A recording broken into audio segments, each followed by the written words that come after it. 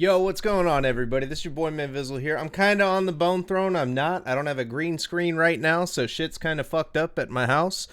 But you don't want to miss this episode of Deathmatches and Death Metal, brought to you by Night Shift Merch and Deathmatch Worldwide. Tonight, I have on three cats from one of the dopest bands out of New York. In the New York brutal death metal scene, there is one band that stands among the others, well, above the others, because Thaetas. I hope I said that right. Thaetas. You got to say it like that.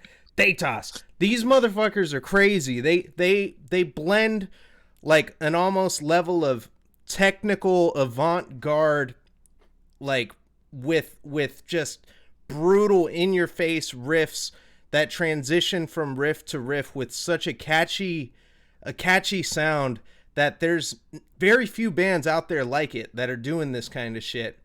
And I'm not a technical death metal guy. I don't really dig technical death metal, but in this case, it's so heavy that I fuck with it very heavily. With no further ado, ladies and gentlemen, I bring to you Thaetas. Hi. Yo, am I Damn. saying it right? Is it Thaetas? Thaetas? Yeah. Well, you said it right both ways. Yeah. Oh, okay. Yeah. To me, It Datus works and both ways. Datas is acceptable. Yeah, I Cool. agree. I don't know that we ever decided on a official situation, to be honest. So, Yeah, not really. have at it. It's just not that ass. Yeah, exactly. Anything but that. Yeah. Yeah, that ass. I'm dead, dude. You guys, so fucking, you've been around for quite some time. We're coming into 2022. You guys had the demo. There was a project in between there, and then the full release. What have you guys been up to with this project? Do you guys have stuff in the works? Is there a fucking Dropbox file somewhere with like an unfinished project? Like, what's the deal with like new music coming from you guys? We've done basically nothing but write for about 2 years now. We played one show and then we just got back to writing. So Right Yeah. on. Yeah, man. Yeah, There's we I'm sorry. Go ahead, Pat. no, go ahead. My thing's No, bugging out. Go ahead. Let me no. There's focus. definitely Dropbox files out there, but like Corey's been saying, we've been prepping and getting ready to start demoing stuff for the new album. Oh, that's sick. Yeah, Shrines to Absurdity is fucking crazy, man. Like, you guys were Thanks. so heavy. I haven't heard anything like so brutal death metal. Like, I was just telling you guys before this, I was talking about Fluids, like, very briefly. I love brutal death metal. Fluids, I feel like, really got me into that genre of just, it's almost like indistinguishable when like the super heavy parts come in some brutal death metal. But you guys have this like, this melodic, like, technical approach to it, to where it sounds like, different noises that you're throwing out there and chords that I don't even know how to fucking play. But you guys are like doing it in a way where it blends so nicely. The only band that I think that I can compare you to that I have heard, I want to say, and has released something in the last couple of years was Quartering. Have you guys heard Quartering on Barbaric Brutality? I, I've heard I of did I hear am it? not listening to that. I didn't hear that yet. I didn't hear that Huh. yet. Yeah, you I gotta guys check that sound a little bit like Quartering, but definitely way more like in the face, that constant groove that goes through the entire thing. All I wonder the whole time I'm listening to this project is what is your individual backgrounds in music? Like, how did you come to this, and is this like your penultimate creation, or you're like, oh shit, this is what I want to be doing? So if you guys want to go around, Yeah. one by one. Yeah, so how did this start off? I think the name was you and Nick, Yep. Terrell and Nick. And I think that's probably when the idea first started getting tossed around. At the same time, though, me and Terrell have known each other since like I don't know, we were 18 or something like that. Yeah. So like there was never a plan in mind per se, but we always wanted to do something. So those kind of two things came together. Terrell met up with Nick a few times on drums, got me involved, and that basically me and Terrell got to be friends by talking about like kind of all the weird stuff, like Athea Flame was a big one. Um, at the time, Necrophagist was still touring. We went to go see them and Carcass at Suffocation, which was like a big show. Kind of when we were young, very influential, and Gorguts when they first started coming back, all that type of stuff. So we just kind of wanted to be like that. And it was a self-conscious thing to sort of fill the gap between the super brutal stuff and stuff that's kind of melodic, like you said, but in a weird way. Wormed, Geigen, uh, Gorguts, whatever. Seemed like there was room in there that not that no one else does it, but there's not a ton. So that was what we went for. Yeah, we got Corey involved shortly after the three of us um, got together, and that was a natural fit, and we all were on the same page with that. So I think kind of the cliff notes are there. Yeah, you captured it pretty well, Pat. And I think you definitely get what the band is going for in terms of trying to make discernible parts and stuff like that. I think when me and Pat started writing the first song, we were trying to be like old Willow Tip. That was kind of a theme where you have Hmm. like these technical kind of bands, but that wasn't like the sole purpose. That was just kind of one of the tools in the toolbox. And you kind of want to be catchy and memorable without being cheesy, and you try to be brutal while, being somewhat intelligent, quote unquote.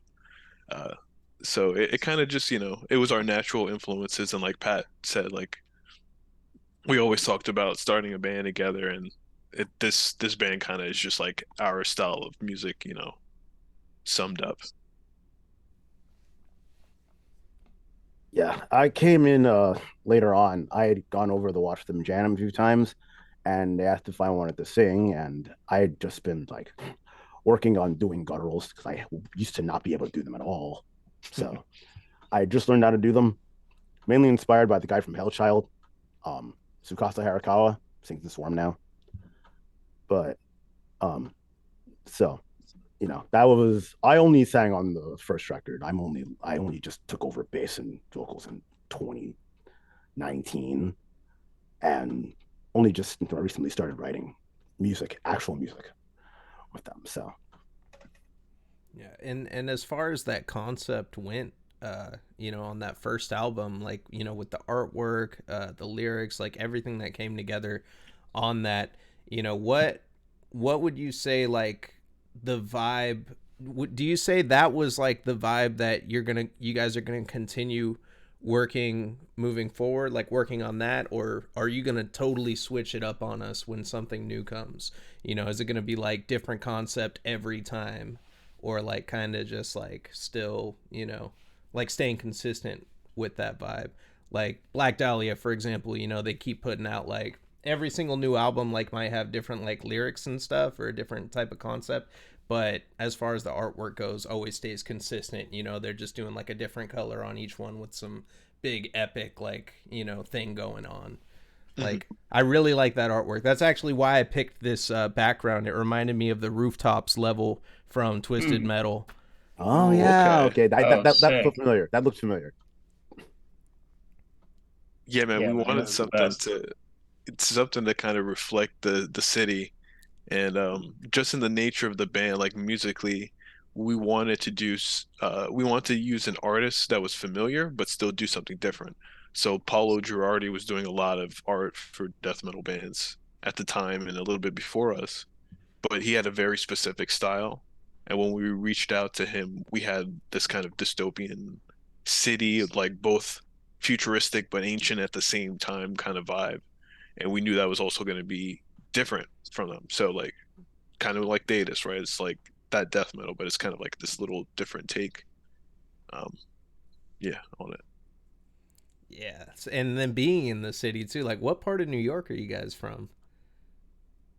Yeah, I'm Well, that's originally. actually kind of funny. Oh yeah, Yeah, go ahead. Yeah. yeah. Yeah, so I'm originally from Brooklyn. Born and raised there. Lived there for 20 something years, and then moved out to Jersey. And I've been over here in Jersey for at least 10 years now.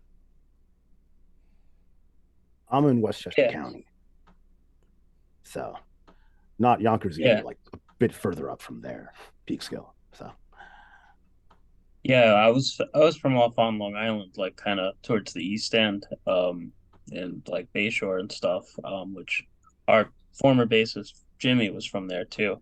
Um, Yeah, so I lived there about 20 years also, and also bounced over to New Jersey like 10, 15 years ago. So, it is actually kind of funny. None of us live in the city anymore. Um, so, but it's definitely where we're from, and the city has a gravitational pull in the area, so it's in the culture and it's the way we think. Yeah, it always like trips me out, man, because I'm from the outskirts of San Francisco, and Okay. I used to go to San Francisco with my cousin all the time, and like back then, like weed wasn't like legal for everybody. Like now you can just walk into a store and buy weed, and back then I remember going to the city one day, and I like went into a cannabis club. I got my recommendation because you had to like get that, and then you can go in and buy your weed. And I went in and bought some weed, and then I like ate an edible. And I remember like smoking a bunch, and I never really like looked at the city. I was just like, oh yeah, this is cool. Like there's a bunch of shit here.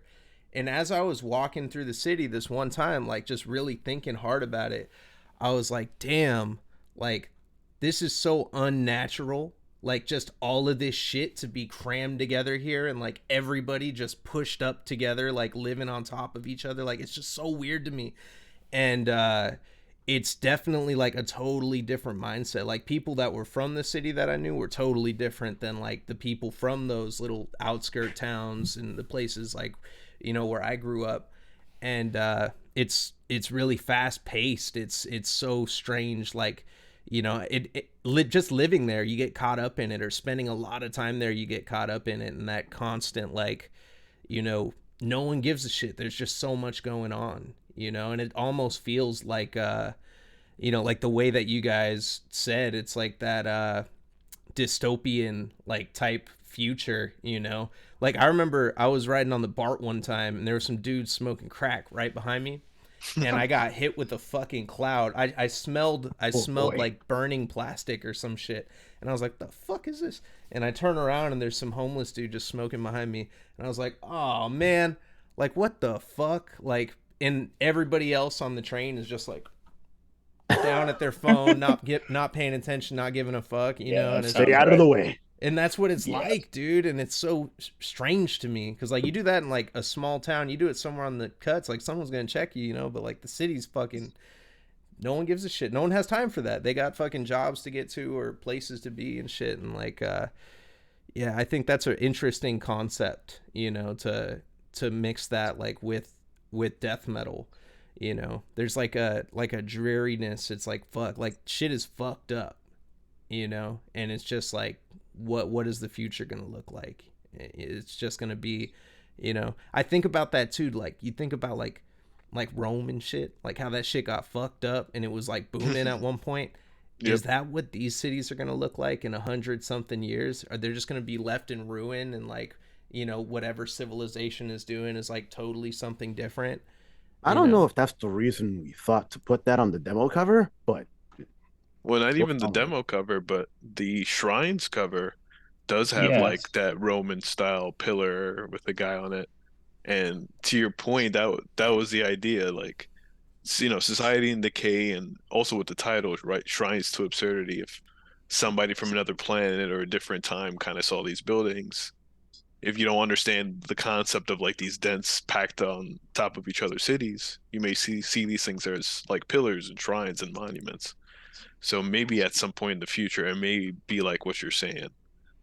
But to your point too, it's like there is a big rat race out here, and like you said, out the outskirts of San Francisco is different than the city. Just like Long Island and Jersey's a little different flow than like the inner city, but 100%. still, yeah, compared to the country, I would say there's that rat race vibe in this whole region. Kind of Jersey, like Pat said, there's a pull with the city, especially in northern New Jersey and Westchester County, where Corey and Nick is, and in Long Island. Yeah, yeah, definitely. Yeah, I think a thing we were thinking with the cover too, and like, there's those Roman shrines and almost like an Egyptian thing. It's there somewhere, I think, but it's like, not to comment so much on specifically modernity, but to sort of, you know, uh, there's a continuity, the way people have been sort of forever, right? So it's Hmm. like, yeah, the ancient Romans and their fucked up shit. It's like different window dressing, but we kind of do a lot of the same like weirdo shit now. I agree. We just have like Xboxes and whatever else. So, you know, that was kind of the idea too. Not as much like I love these guys, but like Imperial Triumphant or something like focuses on the city as a concept and Hmm. the modern city vibe, which is great. We were kind of going for a more like, take what we know specifically, but also make something universal out of it at the same time, um, kind of situation. And like, it's just a cool concept. I don't think the lyrics necessarily like hit that target every single time. And some of it was instinctual. I think, we talked about some of this at the time, but Yeah, they go part of it there was and they also go other places. yeah, and part of it was just, we're from New York, Polo Girardi's in Italy.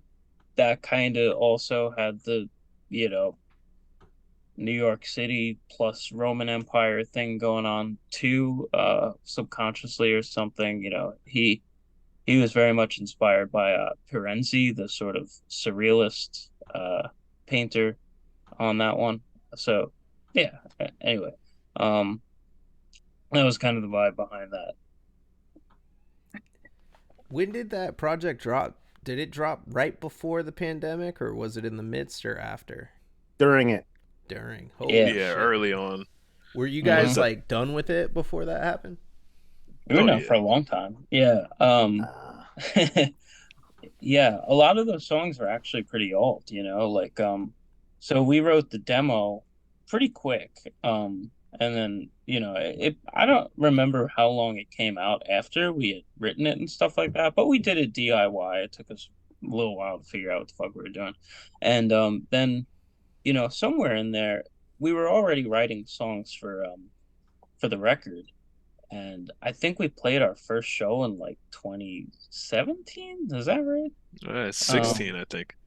yeah, yeah. yeah. And by that point, most of the songs on the record were written because that's what we were playing live.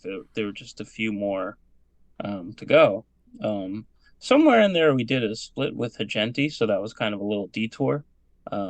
But that was good too. We had like a little mini project that we really focused on getting a couple tracks that sounded together, learned a little bit more about the craft, and then went back to the record. So, yeah, we probably finished writing it in like 17, 18, recorded it sometime in 18 or something, I think. Worked on it for a while. And yeah, then it was sitting around for a little bit, shopped it around. And yeah, the timing worked out pretty weird, but finally got out in Yeah. 2020. But yeah, it's kind of funny. Some of those tracks are almost old by our standards. Like you know, Oh, would you say Yes. like by you're the time that album dropped, I think we were already several songs into writing number two. Hmm. Um yeah. damn? So you So guys are calculated with these releases. It's like, would you say sonically, with that time that you put into it, 2 years later, going back and listening to it, are you sonically pleased with the entire project from beginning to end, or are there parts where you go, oh, I could have done that a little bit better. Or, oh, I hate it when this part starts, Because, like, I do that with my shit sometimes. I'll listen back to it and be like, oh, I wish I took that reverb off, or, like that kind of shit. mm, I think I'm always gonna feel that with every one of my projects. And it's like you always want to push yourself forward and be critical. Um, but I'm pretty satisfied. I think we definitely put a lot of time into it, and I made sure I had like all the little embellishments that I wanted to get in there and had everything conveyed the way that I wanted to. Listening back to the production, I still feel okay about it. and that's like that was the hardest thing. Like, we did the demo and the full length ourselves, or mostly I mixed it, but um it was definitely a big step up from that first demo and then to the album. And then having that split in between kind of gave me an idea of like, okay, here's my new standard of mixing for the band. How am I going to try to push it to a new level? So It's super fucking tight. Like it's super tight. You listen to it. I couldn't have guessed that you guys did that yourself. Like I usually like listening to that. It sounds like you paid a like super high quality studio to get that taken care of. Like it's super clean, and you killed it on that for sure. nice, thanks, man. It Yeah. takes a lot of mistakes to get to that point, and there's a lot of things I could improve from there. And with the mastering process, I thank Colin for helping out with that. But I'm glad you like the production. Oh yeah. I listen to a lot of like cavernous stuff, so when I hear something clean, I'm like, "Oh shit. This was done, like in a legit studio or something like that." That's the only way, especially cuz I know so many different engineers, and it's really difficult to pull something that tight off. So, yeah, that's big props to you guys for being able to make it sound that clear, especially the type of stuff that you're playing too. You want certain parts to really shine through, and you know like the fucking pinch harmonics, like the guitar squealing, and like there's a lot of Mhm. that, where it's just like in your face, and it's like, it yeah, the clarity on those is just killer, especially, and it's smooth, it's like butter to the ears, like I don't know. I like you talk about brutal death metal, like Devourment is like one of my favorite bands, and that first project that they put out, I feel like was you could tell it was still super early in mixing with brutal death metal, but it Mhm. was like it was a huge step up from a lot of death metal before it. And yeah, there's just something about when you get the equalizers right on everything, and you're not getting any bad frequencies in there that are like, taking you out of it or like hitting your ears the wrong way. It's a really nice thing. You can make the craziest sounding shit sound pleasurable to the ear. You like fall asleep to it. Yeah, bro, it's always a constant war with mixing death metal. Just everything is firing on all cylinders and it's played as loud as possible. And you want to make sure people hear everything because there's a lot going on. So that's always hard to balance out. I seen a picture of a Mesa Boogie cab on your guys' IG. Was that used? It's a boogie cab. I think that was when you When were was on that? tour with That was the Riki. tour of I Riki don't Gar. think that was us. Yeah. Oh, okay. Yeah. Good point. So yeah, no, that was not used. Oh Oh yeah, That wow. yeah. was So yeah, I that was was from plugging Terrell's Thetis Reiki when I was Horror on the tour. road. Yeah. Yeah. I don't Uh, see those that often anymore. That's why I got pumped. I was like, oh, I love Mesa Boogie. Like that was my oh hell shit. yeah. Back in high school, everyone had one. I was like, fuck, I need a Mesa Boogie like cab, dude. I ended up I Yeah, got a man. line six. I Yeah. was so bummed out when I got a line six instead of a Mesa Boogie. Oh no. Yeah, it was like Same, 500 bucks, back then. Now I looked online, I was like, yo, I bet you that line six is worth something. Now it's like 250. I'm like, fuck, it went man. down. Oh boy. Yeah. It's like, Mom, can we have Mesa? It's like Mesa at home. At This is home. the line Yeah, six. exactly. Seriously, Insane. I'm glad I didn't get the Yeah. crank amp though. You remember those Oh things, no. dude? Oh Oh yeah, yeah, yeah. Yeah. that was rough. They look so cool. They were like on every magazine and shit, and you're like, oh, fucking crank, like Tim Lambesis from As I Lay Dying plays crank amps, the Devil Wears Prada. Frankenstein. Oh Lord. Yeah. Yeah, Ida Ramstein. Oh my god. Yeah, it's crazy. It's so funny too, like that how like metalcore like kind of like took the shit as time went on. Like I remember like I saw like Devil Wears Prada when they were the shit. I didn't realize they were hardcore. Like they're fucking hardcore. Like looking in retrospect, I didn't know the difference between metal and hardcore back then. All I Mhm. knew is that if I straighten my hair and put on some skinny jeans, I got chicks. So I was like at every show. Don't get me started on that. But yeah, fucking I remember seeing 2002. God. Yep. Oh man, I was on the tail end of it. I remember like I went to Warp Tour back. Remember when Warp Tour had heavy music for like a period of time? Like it was actually kind of That was cool. Those weird. two, those 2 3 years. Yeah. Yeah. That shit was awesome. You go see a bunch of bands in one day. It was Warped and Mayhem Tour. Those are like the two best ones to go to. So you I can don't see know. everything. And yeah, I remember that. And then it just all fell apart. And all those bands that were like making heavy ass shit, now they make like WWE entrance music and shit, like Yeah. butt It's rock, Oh yeah. crazy. It's That crazy. that's the measuring Yeah. stick for crap. Well, like good example, like Devil Wears Prada. I think like even Bring Me the Horizon, like it'll come on the Oh, radio, and it's like, is this Imagine see, Dragons or is this Bring Me the exactly. Horizon? I It's have kind of not wild. had the misfortune of hearing that thing, but I'm just taking people's word. Oh God. Oh yeah, yeah. yeah. Yeah, they went from like what was that song that was badass? Medusa. I used to make out with Medusa. That song was hard. And then they fucking now that you turn their shit on, it's like, oh, and you're like, what the Yeah, fuck is it's this? kind of wild. Millennial whoop. Yeah.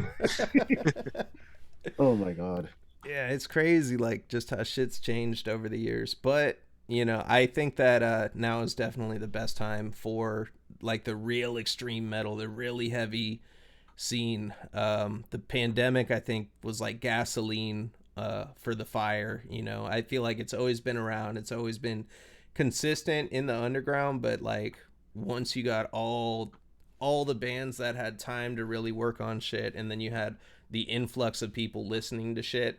Did you feel like that guys that do you feel like that got you guys um did you feel pressure to like start working on more shit like when that happened, after you put out that full length and then you just seen like the scene pop, you know? We got kind of lucky. That album would have come out later had this not all happened. Oh shit. Yeah, that's kind of wild. True. Well, It might have yeah, come out in 2021 for all like we know. I guess I'll speak to that real quick. So we got this mastered with Colin, and he has an extensive schedule, whether it's like bands recording in the studio or other mixing and mastering projects.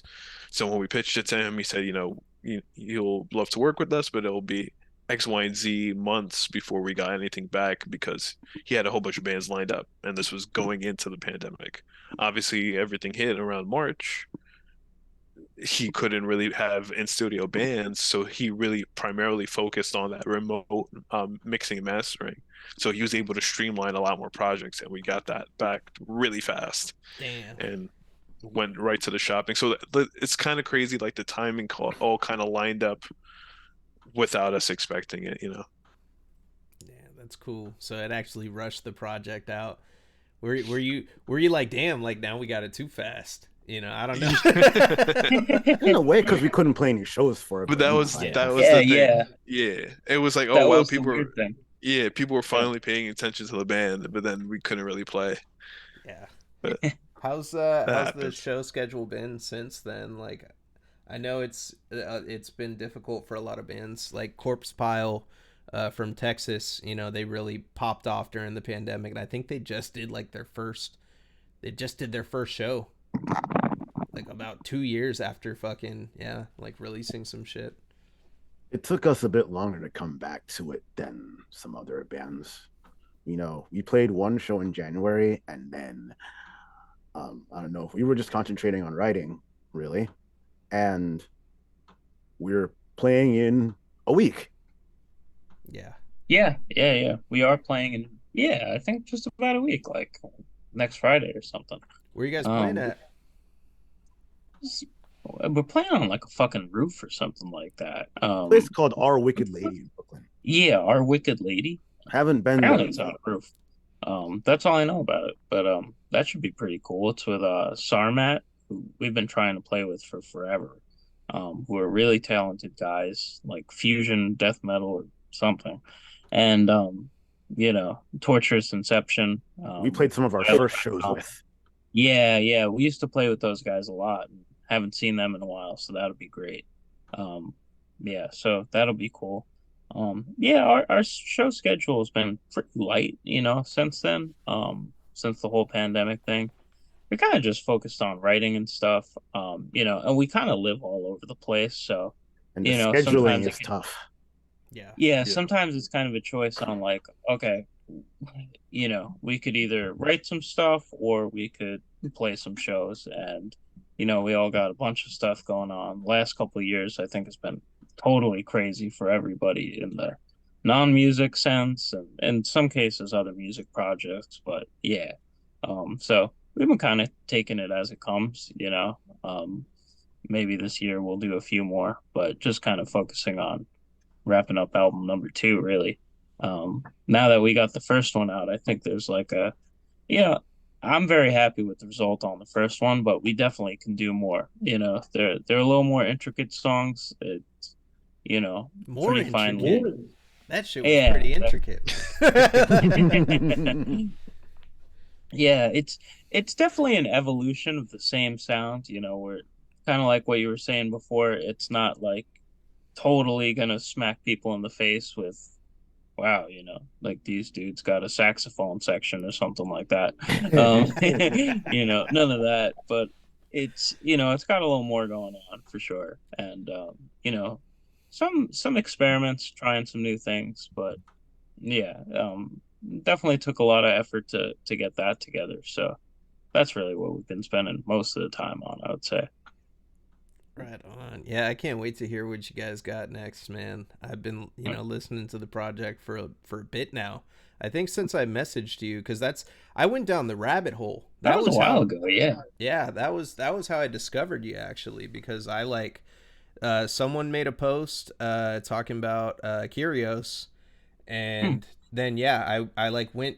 I was trying to hunt down the members of Kyrios, like on the internet, and I was like, "Who Oh the hell? boy. Who did this shit?" I heard Saturnal Chambers. I was like, "This shit is crazy. This is like some next level shit."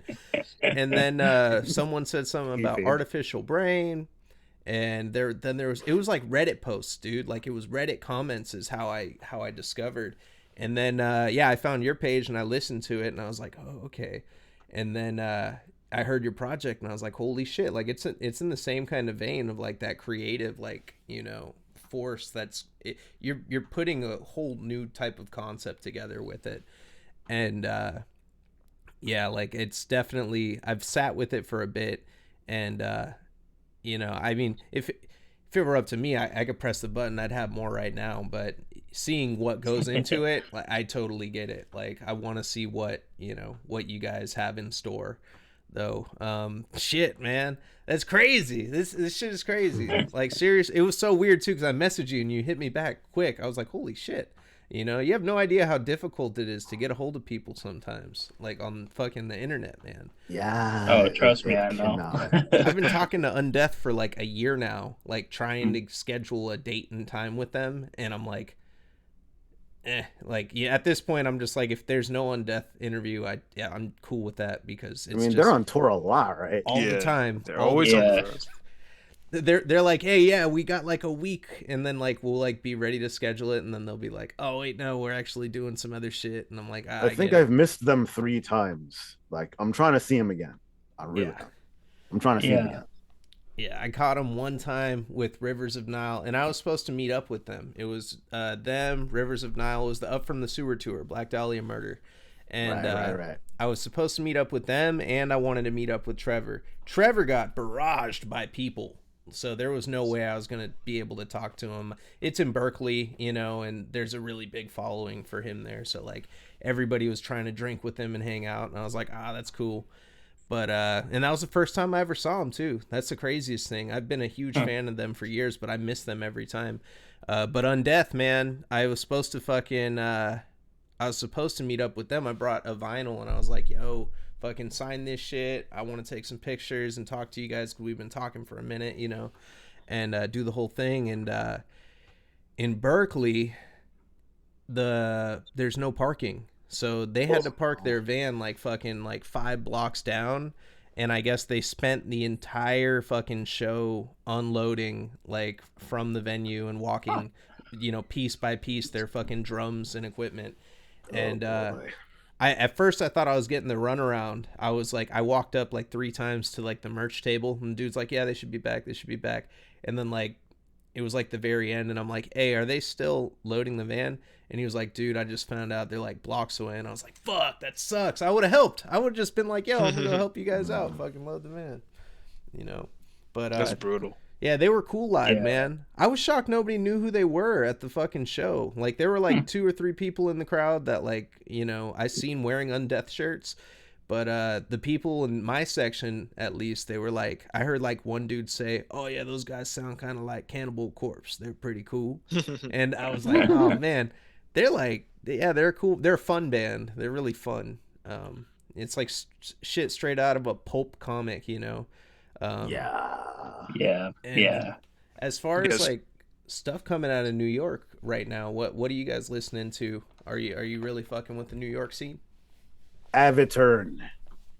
Avatar Yeah, is awesome. Avatar's great. I gotta write this down. Avaturn. I haven't even heard of that. How do you spell that? I'm a little biased with these. It's all people we like either played with a couple of times or just talk to at shows all the time. It's Yeah, there is that, but you know, that Avatar album is ridiculously good. You know, it's like oppressive, and weird, and you know, I was a huge fan of Flourishing and Castevet and those bands, so put them together. Like I knew I was gonna like it, but I feel like on this record they really found their sound. You know, it's just awesome. That one I really like. You know, Artificial Brain always. You know, Oh their yeah. that new was great. record is awesome. Um, Miasmatic Necrosis, which is Yeah, the that's the name I was trying to remember. Yeah, I was trying to remember it's the that. same drummer as Avatar. yeah, Awesome group, totally and different definitely one of the best bands to come out recently. So Lame Yeah. God dropped, I think, 2 days ago, 3 days ago. yeah, That's Yep, real the good. homies. Blame God. Well, as we're repping, Yes. Exsanguinated. I see you're repping Night Shift merch. I know Stab Oh, yeah. played the Night Shift Fest a couple weeks ago, and then shout out to my boy Sam, who's in. He's also a wrestler. So death shit. matches and death metal, this is Yes. perfect for him. He knows his wrestling too, and he's a wrestler. So Mhm. definitely talk to Sam when you get a chance. Yeah, for sure. And also, yeah, And Exsanguinate. of course, Reeking Aura dropped Afterbirth. this year too. Yeah, we Yeah. did a little something. What would you say Yes. your albums of the year? My album of the year was Hymns to the Gore by Seep. Wow. I gotta check that one out. I haven't heard Yeah, that. that sounds sick. Oh, it's nasty. Let me show you this artwork. I hope I don't get in trouble.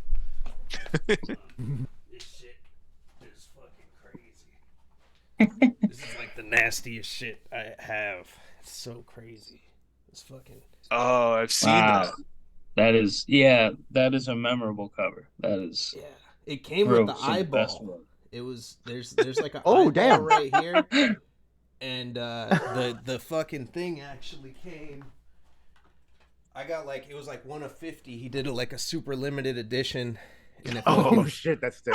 came with a resin eyeball. And Dude, that's then, like the Nice. Neversoft eyeball. Remember from Tony Hawk? Oh wow. Oh wow. Nice. and then like the actual tape itself is just like Wow. filthy. Okay, I love that right there. Yeah. I love that.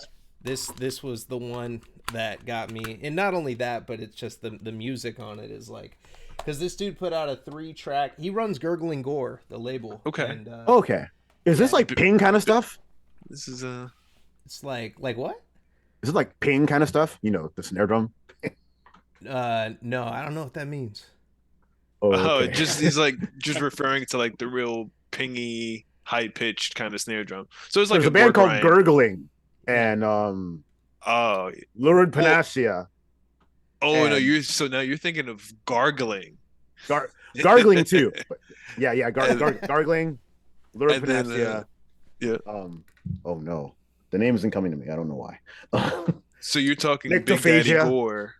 Yeah. Big Daddy Gore with Gurgling Gore, right? Yeah. He was also on that Internal Infestation with Daniel Bonifiglio. And, Yes. What else did he do? He's on. I think that's his 2 projects. I think that's all he's probably done something else. I know he used to do like some hardcore, or not hardcore, but some punk shit, hardcore punk shit back in the day. But yeah, no, he put that together, man. He did a 3-track demo that just left me wanting more. And then when this came out, I was like, man, it's gonna be real heavy to top that fucking demo. And he stretched it out into a full length, and I was like, holy shit, it's really easy, like riffs that are slow and chunky, like almost borderline doom. But then he picks it up, and it's just like fun, fast death metal, like in the vein of like I can't even like pin it. It's just heavy. It's thick and chunky and heavy and in your face and nasty, and like the samples he puts on it are gross, and it's catchy too at the same time. And yeah, it's really fucking good. There's even a song with Brandon from Fluids doing vocals, and Okay. the song's called Jigsaw Face Fuck. Well, I dude, just yeah. found it on Bandcamp. I'm gonna check that out later. Oh, you're gonna love it, dude. It's W- really good. With that Awesome. description, you made me think Fluids too. Just like that oppressive heaviness and Yeah, crazy that's doomy sound. Yeah. I feel like I got into that this year. I was really not into that stuff at all. I'll tell you, in January, dude, of this year, I was like afraid. You showed me. I saw the MTD cover for the first time. Like I'm new to this shit, you know. Like Okay. yeah, and I skipped it. I was like, I don't want to see this. I don't want to see posts like this on my IG. Like fuck this shit. This guy doesn't have a head and his cock's out. Like that's gross. And then like and I'm It in the is. and then and then I heard it though. Just to clear that. Yeah. But yeah, then I heard it and I'm like, fuck. Is it still available? You know, like I finally it got It's to the undeniable. point. Yeah. Yeah. Dude, yeah, there's definitely a rite of passage seeing the MTD cover. And Yeah. even when I came across it, like that Devourment album is so raw too. So like with the cover and the music, it's just like you're definitely in for something. Oh Yeah. yeah. Sure. Yeah, and it was great, and yeah, no, the Fluids. It's funny because I was afraid of. I was like terrified of Fluids. I'm like, yeah, I can't listen to this shit. It's like too much. I used to tell my boy, can you listen to this and tell me which songs aren't the fucked up ones so I could skip over like the crazy tracks and shit. And then yeah, I talked to Schuler Benson, who worked with them on Trokar, and he does death metal radio and everything, and what's the other show? Symposium of Sickness. He does a bunch of fucking shows. Death Comes Lifting. I'm just turning into a fucking advertisement for him now. But I talked to him and he was like, I was like, do you feel like we're being desensitized to this shit? And he was like, no, that's a demonizing word to say you're being desensitized by something. He said you're being conditioned. And I was like, well, that sounds kind of bad too, but Yeah. I'd rather use the word conditioned, because I'm like, oh yeah, I'm getting conditioned. I'm like used to this kind of shit, and I understand it. And I'm really into the really heavy, crazy shit, the gore grind, Fat Tub of Lard. Like I can't get enough of that shit because I understand it's all like really tongue in cheek. You take a look behind it, Yeah. but it's really something special when a serious concept can get put together. And that's what I think was really tight about your guys' project. You went out and you're like, okay, I'm gonna like try and make like a statement with this thing, and it's like it's an idea that isn't like just tongue in cheek and shit and farts, and you know what I mean. It's like serious, like, and that shit's killer, man. Like there's real when you're doing vocals on this project, like do you, how does it feel to like get that release? I used to do vocals and shit, like screaming, and I feel like I'm just gonna pass out at the end. I mean, I've been doing projects like that by myself. Not like this, but I've been doing projects by myself for years. So I've just been, I've been doing that kind of stuff forever. And I just started doing this vocal style when I joined this band, basically. I was trying to get it to work. I couldn't do it before. So, you know, um, Yeah. Does it take a lot out of you, like when you did that show in January? Yeah. And well, that had been building up for a year. So, as you can imagine. Yeah. I How are the mean, nerves at that show for everybody? Like, I could imagine. Like, fuck, dude. I've done shows where I'm like shaking before I perform, and then it's like as soon as I start, I'm like, it's like hitting the DMT. It's like, yo, fuck, you're in for the ride now. You know? I Pretty hadn't really much. got used to singing and playing bass at the same time by the time we like got the last show. I mean, well, okay, I was kind of used to it by the last show before we had to stop, basically, but it was like getting used to it all over again. So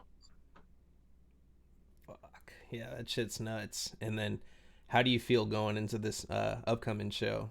Or do you feel more lax now that you've had more time with it, and then you've had an experience? Or are you like, fuck, we're going back into this, back to the I trenches? should be okay about 2 songs in, I think, but it's always going to feel weird when it first starts. So Yeah. Yeah, Corey's always gonna crush it, you know. Yeah. And even playing that first show, but when we came back, it kind of felt like being back at home for some reason. It Yeah. kind of felt like, just riding a bike. And it was really exciting getting back up there and playing a familiar venue and with a lot of familiar faces. So that was cool. How was the crowd? Were they like, Surprisingly, a lot of people on a weeknight. We were like yeah, Yeah. pleasantly surprised. We played first and there was a good turnout, and like I said, there was familiar faces, but there was also a lot of people that like discovered the band through the pandemic that that were new to us. So yeah, that's always been blowing my mind. Like when you find people that you don't know that like your band, I'm like, you yeah. sure? Like, Yeah. okay. that's funny you say that. I was talking to Yandere Chainsaw Regurgitation the other week, and he's like, yeah, he's like, I was walking around with one of my band tees on, and this dude walked up and was like, yo, that's a sick ass band. And he was like, I love that guy. He's a one man guy that does the whole band. And he was like, yeah, that's me. Like fucking. And then he's like, the He kid blew his lost his shit. mind. Yeah. Yeah. Wow. Like, it's crazy as fuck. Yeah, when people hit you up, man. Like When you after when you're find out performing. people from like overseas like your shit, that's wild. Yeah, Yeah. that's crazy. That was I haven't had that experience, but I've talked to like Mike from Warflurch, and he like shows his analytics, and he's just like, yeah, look at Spotify this month. He's like, hella people in like Brazil are listening to us, and I was like, what the fuck? Like, how the fuck did they hear about you in Brazil? You know, but people take these deep dives. They go down the death metal rabbit hole, which is the best. Everybody watching is the best rabbit hole to go down. Fuck the conspiracy rabbit hole. Go down the death metal rabbit hole. Yes. It's Yeah, much there's healthier. yeah, there's endless content. You can get stuck in it. Yeah. Take you better places. I like searching like weird ways on Metallum. Like I'll go on Metallum and like type in like fucking cuz you can look up like lyrical themes, right? On Metallum, and you can search by that. And I'll type in perversions cuz that's a lyrical theme.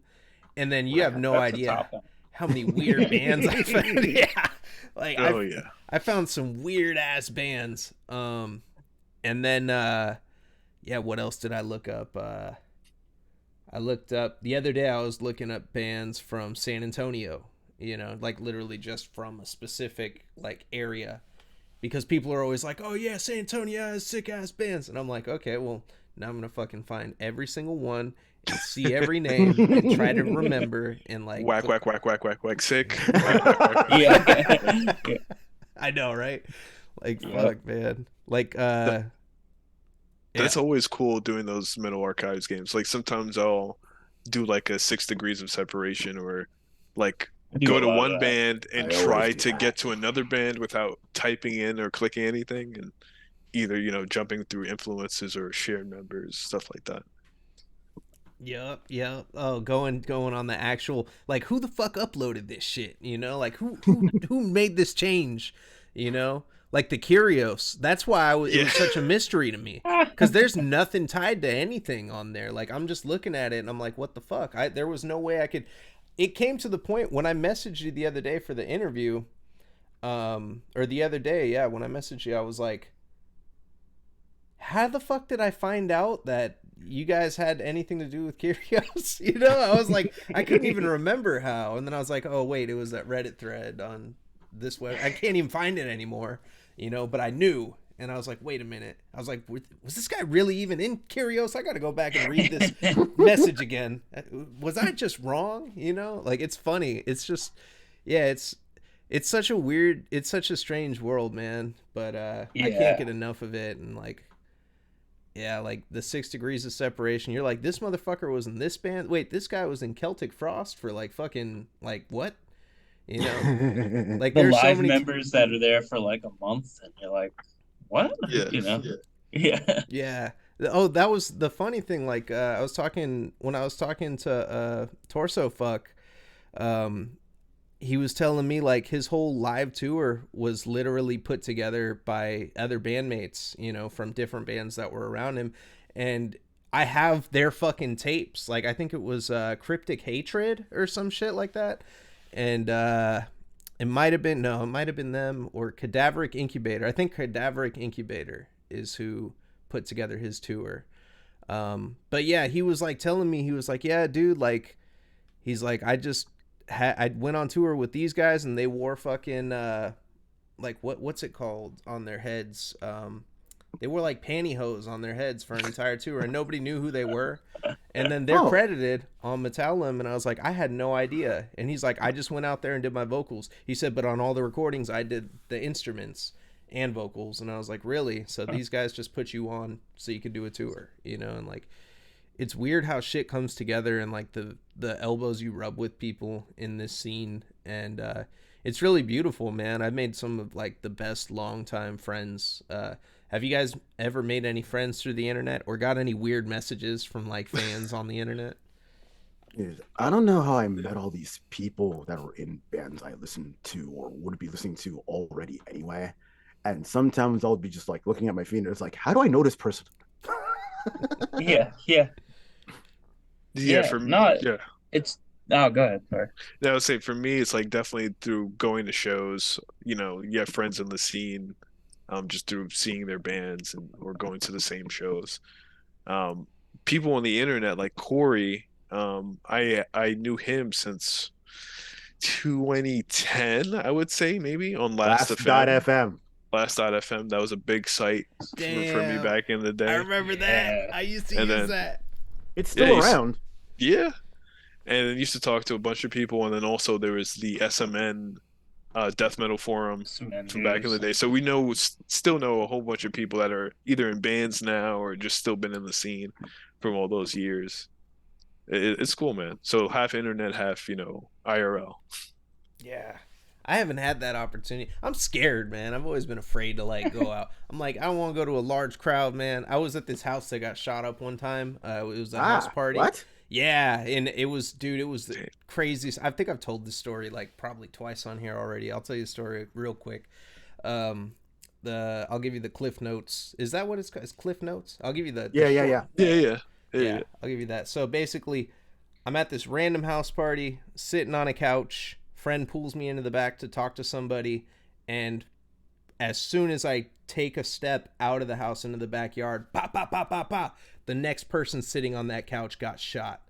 And Holy fuck. yeah, and I ran away and jumped the fence and dipped out of there, and it was just some random dudes that decided to do a drive-by on this house party because there was someone they didn't like there, and I think it might have been the person throwing it or whatever.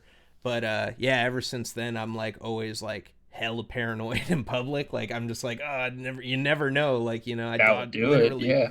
dodged Yeah, a that would bullet. definitely do it. Yeah, I don't blame you, dude. Ugh. So Yeah. so yeah, Fuck that large shit. crowds like trip me out, and yeah, it's like I feel like that is that, and then just also I'm a homebody, so the internet's like my main I place feel you. where I feel Yeah, safe. man, I feel you.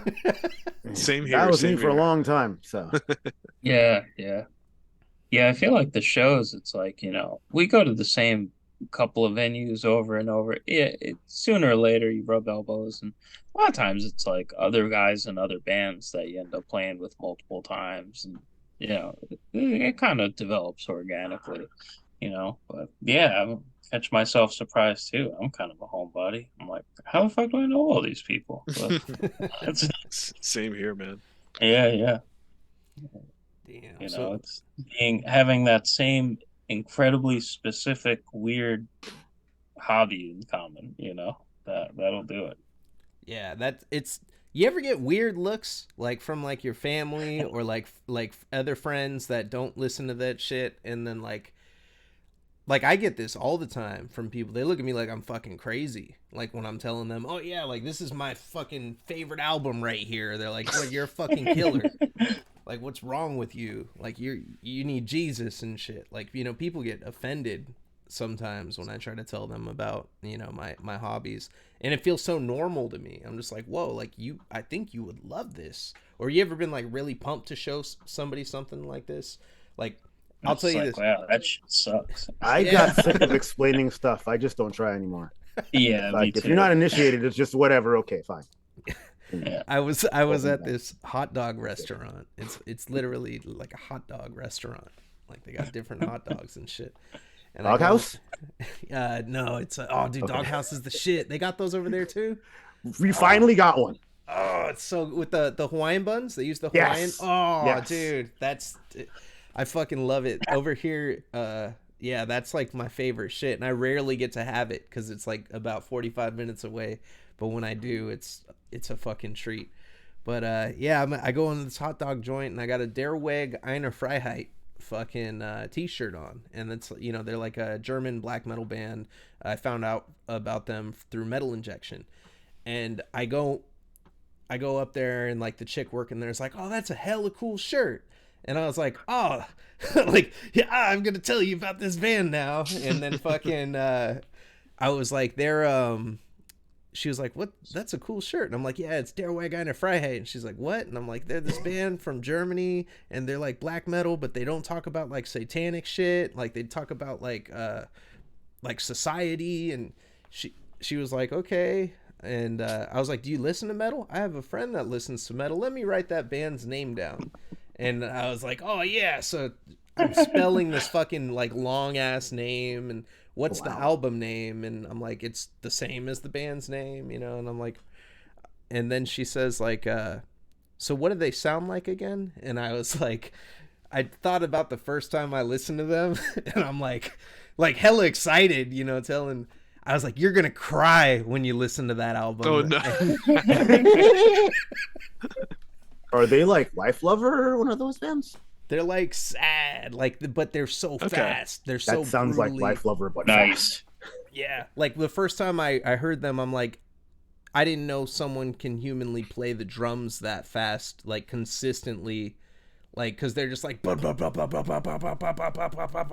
just nonstop, and then fucking the dude screaming, and like the guitar is just like these like fucking minor chords that are just like super loud and fast, like it's like black metal, but like without like any like I would say like traditional black metal will have like that like nature type shit involved, or like very very what's that word, like God, I can't think of, I've been forgetting words all day.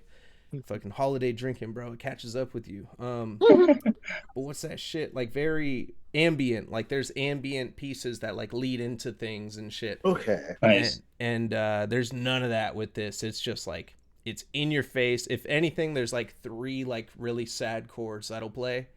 How do I spell this? Yeah, exactly. It sounds like something I would be into. How do I spell this? It's DERWEG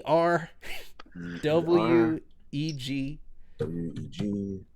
EINER INER FREHEIT. Freiheit? Yeah. I think I spelled it right. Okay. Is it 2 separate words? Yeah, it's a couple words. Yeah, it's a couple words. Yeah, it's okay. Hold on. 4, right? It didn't give me anything. Freedom. Yes, I'm something. looking at this. Yes, I'm looking this up right now. It's like I'm on Mattel. I'm looking this up right now.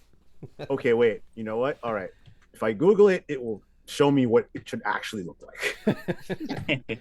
And then their self-titled album. Oh, here we go. The first track on their self-titled album is like the I don't even know. It's all in fucking German. It's like, what was it called? Der still Fluss or some shit. I don't know. They're still flossing. I'm on Yeah. the page. I'll listen to that right Floss. after this too. Yeah, Good. that Yeah, shit. no, I this- got I'm 2 gonna new check things this to listen out. to after this. Yeah, Thank that's you. cool. Nice. Yeah, I gotta check that out. That's Yeah, dude. very up my alley. It was badass. The other thing that man. happens when you get to know all these people in bands is you find new shit to listen to constantly. Yeah. All the time. All the time, dude. I was talking to Frank from Sewer Rot, and he was like, I said, hey, check this band out, and he said, okay, I'll add it to my spreadsheet. And I was like, what? He's like, he Sounds said, right. I have so much shit. He's like, I have submissions to the label. He's like, I don't have time to listen to all this shit. I'm like, man, that's me too. People, you know what's fucked up though, man? One night I was on Warflare Wednesday and they're fucking with me. I was typing all sorts of band names down, and when I finally got to the list, I'm going through all of them, and then I hit this one band, Pendulous Nads, and there was no band. It wasn't even a band. Nads. Like they're just Could fucking never with me. Nads. But yeah, Yeah. I know, I love that, man. It's like that constant rabbit hole. It's like it's Although that's probably like a mp3.com project from 2001. yeah, it could be. Yeah, It could just be on can't find Discogs. anymore because mp3.com is gone. Yep. Yeah, maybe you can find it on SoulSeek if you still have access. Yeah, Holy that's shit. true. That's so crazy you talk about that. My boy has that downloaded and shit. That's like where you can look up the users and download their entire discography, right? Yes, Mm-hmm. Yep. it still exists because it was kept pretty quiet. So Oh shit. We fucking blew That's the lid it. on it. I That's mean, if like it didn't happen by now, it's like, Lars all is right. Lars is at your door, bro. He's listening. no. Fucking man, like what the fuck, man? It's so weird, man. Like just it's so crazy. Yeah, this like a world. It's like my magic little world, you know? Like I go in here and like I'm in fucking Narnia, you know? Like, that's Hell yeah, man. No, Yeah, dude. that's why we're in it so long, man. There's always life to it. There's always like you can always go into the background and then learn more about the Yeah. history or make your own project. Like you can go in any direction you want with this thing. And you meet cool people along the way, man. So what it's always awesome. What was your first exposure to like this kind of shit? Well, for me, good question. So it was maybe a mix of like getting recommendations from like classmates. I kind of went through the whole progression through like classic rock all the way through hard rock, acid rock, then early heavy metal, and then that whole development. And then on the flip side was like the Madden video games and stuff like that. Kind of hearing metalcore for the first time because I didn't really grow up with new metal and stuff like that on the radio. So I was hearing it through video games and other sources. And then when I eventually found like Death and Morbid Angel, something kind of clicked and kind of just went down that rabbit hole. Yeah, dude. Death is I remember seeing the Leprosy album cover at like 15. My dad told we were listening to Black Sabbath. My dad was like switching the stations, and like I think it was at that time we used to listen to that a lot in the car because he had a cassette of Paranoid, and then he was listening to I really liked it, and then we were listening to Howard Stern radio show, and fucking Richard Christie was on there. Richard Christie. right. And Yeah. he was on there doing like all these like really like strange like prank phone calls and shit. And then he mentioned, oh yeah, I was in Death, da da da. And my dad was like, oh yeah, Death, that's like one of the real metal bands. And I was like, what? And he's like, yeah, that's real heavy, that's death metal. And I was like, what? And I like Googled it, Death, Richard Christie, and like it pulled up the Leprosy album art, and I was like, whoa, I'm not ready for that yet. That's like, whew. And in hindsight, right, think about the Leprosy art compared to like the Seep art, Yeah, right? It's that's like a Yeah, comic yeah. book, right? Like it's dude. not even that crazy in comparison. Yeah, there you go, Yeah. Leprosy, pull the plug, classic. Nice. Yeah, dude.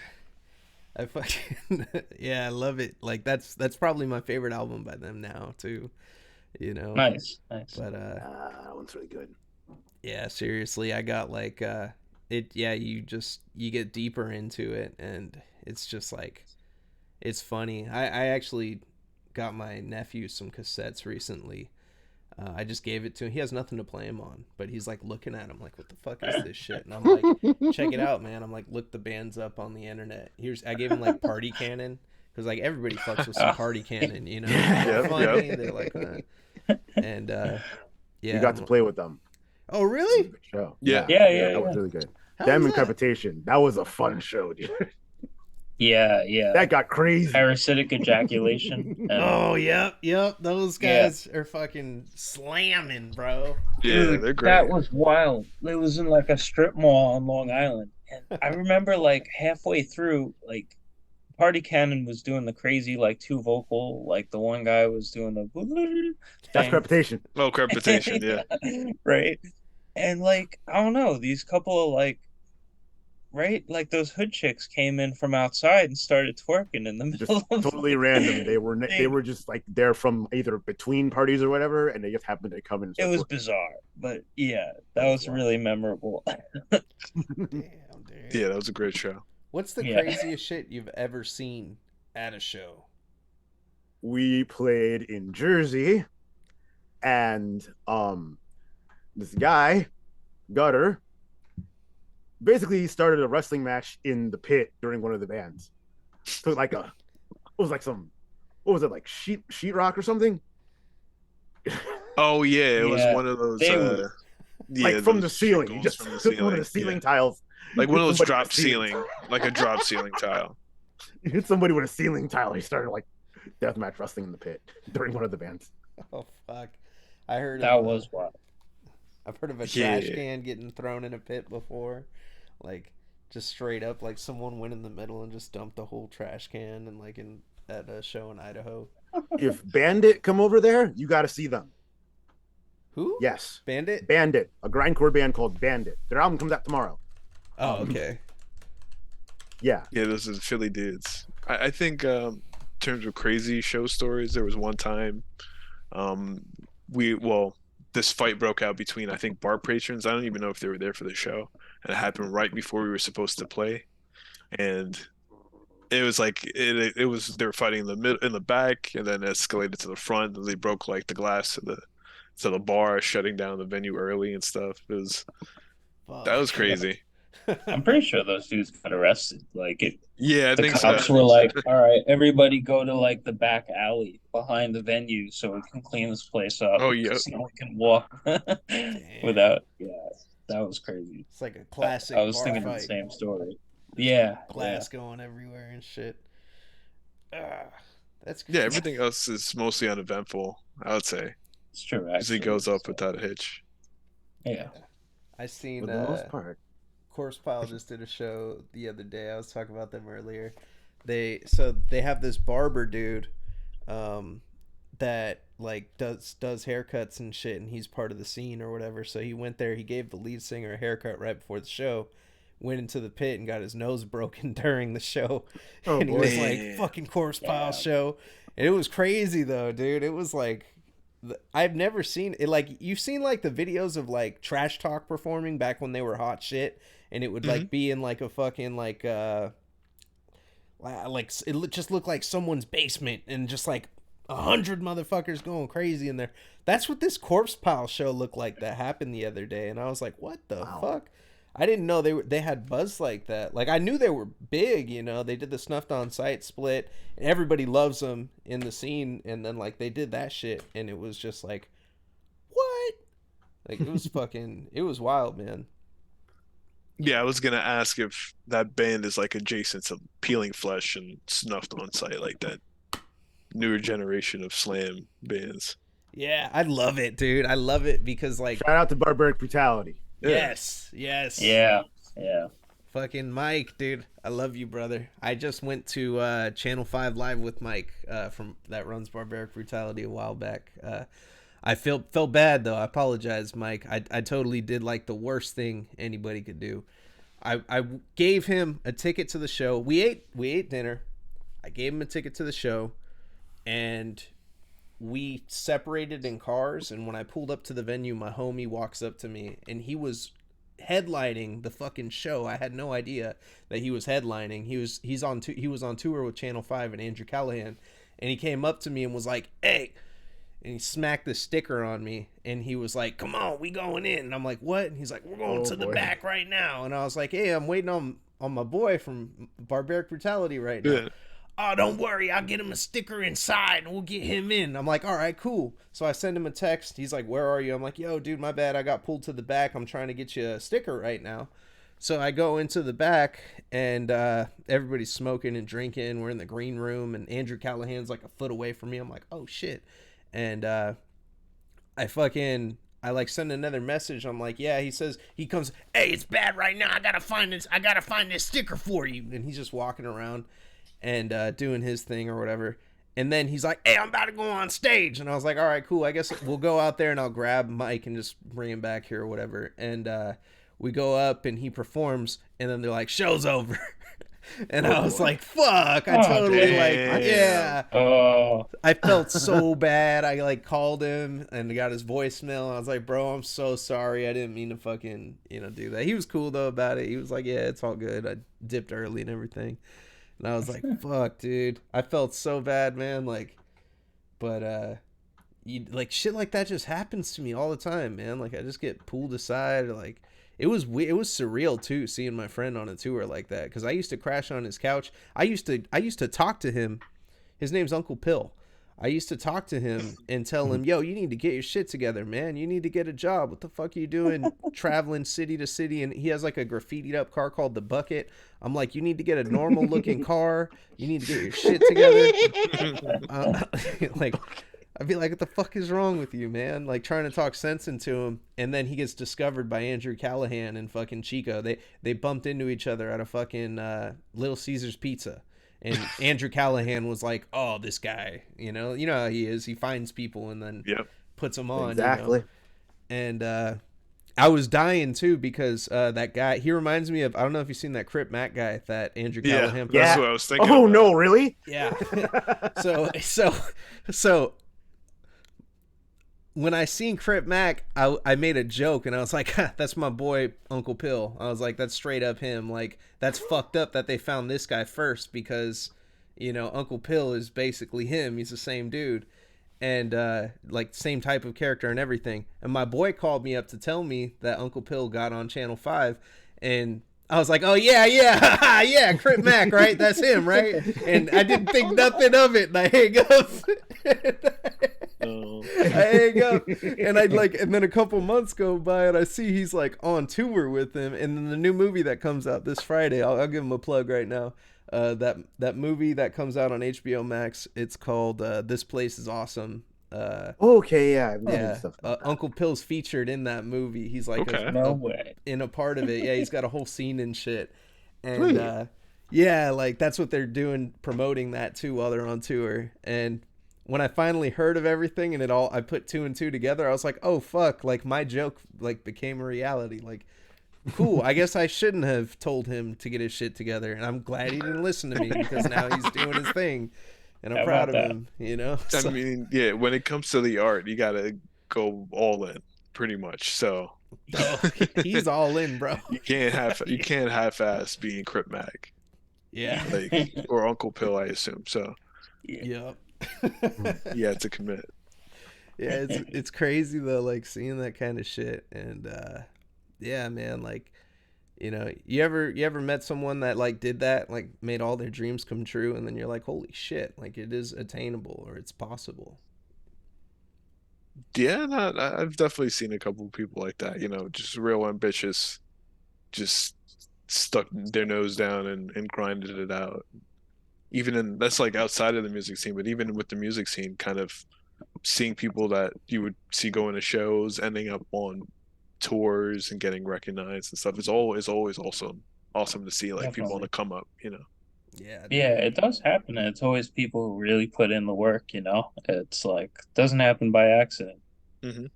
you know. Just 100%. have faith in the project and themselves, you know. It's like, damn, you did it. It's cool to see. Yeah, that's the biggest lie that everybody tells all of us is that fucking you let that movie La Bamba, you know, you're gonna be playing at a fucking bar one time and there's gonna be some dude in the back watching and then he's just gonna come up and be like, you're signed to fucking, you know, whatever records and here's $1 million and, you know, now you're like doing whatever. It's like that shit does not happen. And if It's it the does one happen, in a million occurrence. yeah. If it does happen, you're getting a loan. You know? Yeah. Like, Yeah. So I was gonna say, like, Industry plants. it Ice Spice, but we won't go down that hole. It does happen It's to for an the year. extent. Like sometimes you got to play that show because you never know. Like it'll be like it could be Mike from Barbaric Brutality who's never heard of your band and you just happen to be opening up. You know, sometimes we know that the money really isn't in this thing, so you're kind of going for the camaraderie and trying to like further your craft, whether it be through the labels or just working with new musicians and stuff like that.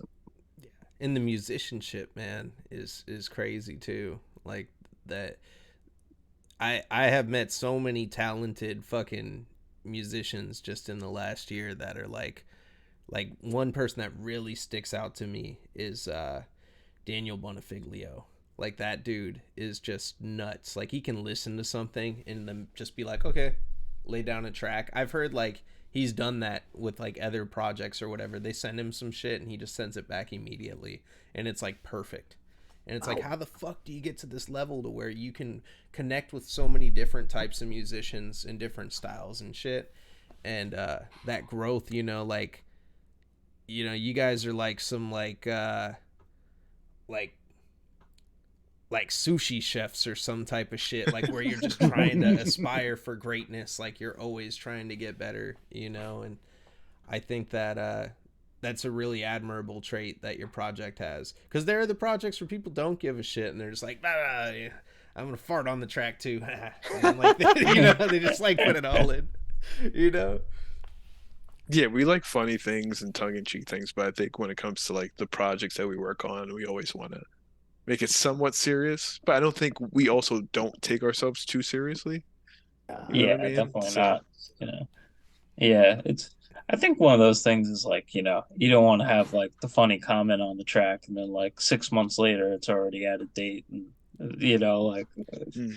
you know, Yeah. some things are just classic and they hold up. So, Yeah, you it's know. got to be timeless. That's what Trevor Stern had said is different about extreme music. You know, it's not as disposable as some other genres when done right. For sure. You know, Yeah. fucking pop songs that just fade away after 6 months exactly. Like that Yeah, song yeah. "Mask Off" when that came out by Future. I was like, yo, this is gonna be the fucking song, and it was a song It was. for a while. It was. And then now I can't listen to it anymore because all I think about is like anti-maskers, like when they were slapping that shit and they were just riding around like, Yeah. fuck mask, yeah, mask Wow. Yeah, I'm glad that song was enough years before. Yeah. That would have been the worst drop time if you like It dropped wasn't that. that Oh, long man. before, Like, though. It wasn't that. Well, you think it's Wasn't it maybe 2019? no Or was it Mask 2018? Off years, Yeah. maybe even That was like 2016. That's old. Yeah, Yeah, I Oh, think wow. it came back when the pandemic happened. Like, Oh, definitely. people were See, like, that oh, went yeah. that went by quick. That's how much of a blur that is. See? Yeah. Yeah. I don't even think I saw people doing that. That's so funny. Oh yeah, dude. In SoCal over here, it's a trip. And you know, I'm not knocking Oh. anybody. Like I mean, this is a bipartisan. Is that the right word? This is a neutral podcast. You know, I don't take a hard stance. I don't like capitalism. Like the guys that suck on the nuts of capitalists, like Joe Rogan. Like I don't like that guy. Like Elon Musk is not gonna come on my show, and I'm gonna butter him up. Like fuck Elon Musk, you know. Oh, fuck that guy. Fuck Don't people. get us started on that shit. but you know, like and I understand everybody. You know, if people choose not to get the vaccine, that's cool. That's all good. I got my vaccine because of fluids. They made me. They told me to. I saw this and I was like, yeah, I guess I got to get the vaccine. Fluids approves of it. The first track on that split is called "Boosted." you know, so Yeah, that's true. you know. Yeah, Get But your 5G real quick, you know what I'm saying? that's oh, right. that was great. I Well, love shit. that. You know, so Yeah. I want to debunk the 5G right now real quick. The whole concept of the five, you guys probably already know this, but I don't know if the viewers do. The whole reason people were saying 5G is hazardous or causes cancer or causes COVID or causes any negative impact other than giving us super fast service on our phones, it was actually all concocted by not in my backyarders that didn't want the towers devaluing Yes. their property. That's the whole Yep. thing, you know, Yeah. behind the 5G. And fucking these fucking, yeah, Wow. these rich ass Yeah. Karens or property owners grandfathered in and Okay. shit with their old Okay. money. They were the ones manipulating people on the internet and in person by posting these things at like Starbucks and shit that say 5G causes this and does that, you know. And Yeah. yeah, it's I mean, That did not work out very well. no, because Last most of it was Christmas. like baseless. Last you remember what somebody did last Christmas? Oh yeah, no, I know what you're talking about. Like was that AT&T It was and a T-Mobile. T-Mobile, the bomber. Like it Just was on left a Christmas. van there. Yeah. He blew up the RV Ugh. right in front of that telecoms Jesus. place. Yeah, it's crazy, man. Like I don't work for the telephone company, but I work for the utility, and there's been like substation attacks and stuff like that. Like people are wilding. Jesus So Christ. I mean, towers are yeah, dangerous if you fucking fall off of one. yeah. Like that's it, Yeah. you know. Yeah. Like Like the reality of 5G is like as you increase frequency, you have to have more repeating towers. That is true, but like Yeah. it's not what people think. Like we do way more harmful things that Oh we kind of yeah. ignore, you know, just like with anything, right? The only problem with it is it's still not strong enough yet because the people I know that have 5G at my job, they cannot get service in the basement where we work. Well, that's to that point, right? You need more You need more. repeaters, you need more signal, yeah. yeah, we need more 5G towers. So That's everybody right. sign my petition for more 5G towers underneath in the bio. Um, I'm not Thanks biased. for coming to his TED Talk. Yeah. Yeah.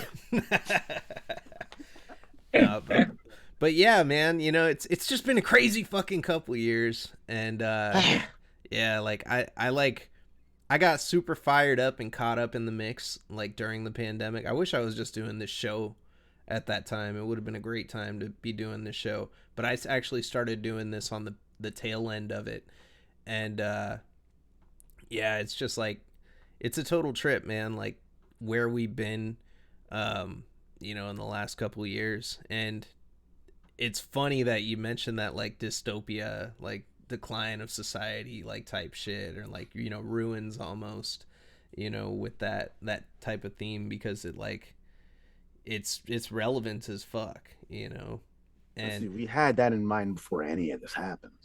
yeah, you That talk, was the wild thing. Like it Mhm. when it came out, it was like, wow, this fits, you know. People must have thought it was about it, but you know, it was a little more general, but I mean, wow. I had a bad feeling, but it wasn't like this. Yeah, You know? yeah. you guys are like Hideo Kojima, like when he made Death Stranding. He totally he's what did he say? He said he wrote the entire script for Death Stranding 2 and then he realized he didn't want to predict the future again, so he toned it down a little bit and rewrote it. Oh man, I'm a huge Metal Gear Solid fan, but I Don't haven't let him hang seen. around the Simpsons writers. Oh yeah, yeah. Do you know what happened? Can you explain what to me what happened in that game? I YouTubed it. I don't have a console. Um, it was it was very good. But you know, I don't know what happened to it, and I can't tell you what happened to it. I can't tell you. Me neither. No, I haven't played it. Yeah, it's basically like society, everything was empty. Like there's like some disease that fucks everybody up to where you can't go outside, and then there's this crazy rain that makes people age so you can't go outside. Like if the rain touches you, you turn old like immediately. And you're Norman Reedus, and Right. he's like one of the last guys who's like a delivery guy, and you just have to deliver shit from place to place, like to the last remains of society. See, And there were like, so many jokes That's about wild. that related to like Uber drivers or shit. It's yeah, like it's Death Stranding. Yeah. that's dude. Everything was a ghost town for a minute at the beginning. Like I remember going to Safeway. Like I started ordering Safeway, but the first couple times I went to the store, I like had a mask, gloves, motherfucking, like some not goggles. I had some like glasses on, and I'm like not talking to nobody. I'm in there getting my shit, getting the fuck out. My boy told me he drove to pick his son up from L.A. because he was really tripping. He's from Texas. And he was like, "Oh yeah, the government's gonna, the military's coming in and they're gonna shut everything down. It's gonna be all what's the word? The crazy shit. Martial law. Martial law. Yeah, martial law. And I was like, bro, like, yeah. And he said, man, I had to take a shit at a truck stop. I got the fuck out of there. And I just like imagine, like, what did he do? Like, he just run in and then run the fuck out, like, didn't even wash his hands or something. And Like, Texas had that really bad winter too. oh yeah, and they Yeah. had no infrastructure, bro, and shit got fucked up. Yeah. We want our freedom, and from relying on the government. But then when that shit happens, you're like, yo, where's the government at? Like, Always. like Yeah. it's Free crazy. to do a whole lot more with electricity, Yeah, I know, but that's fucked up, man. People were like using their generators inside of their houses and shit.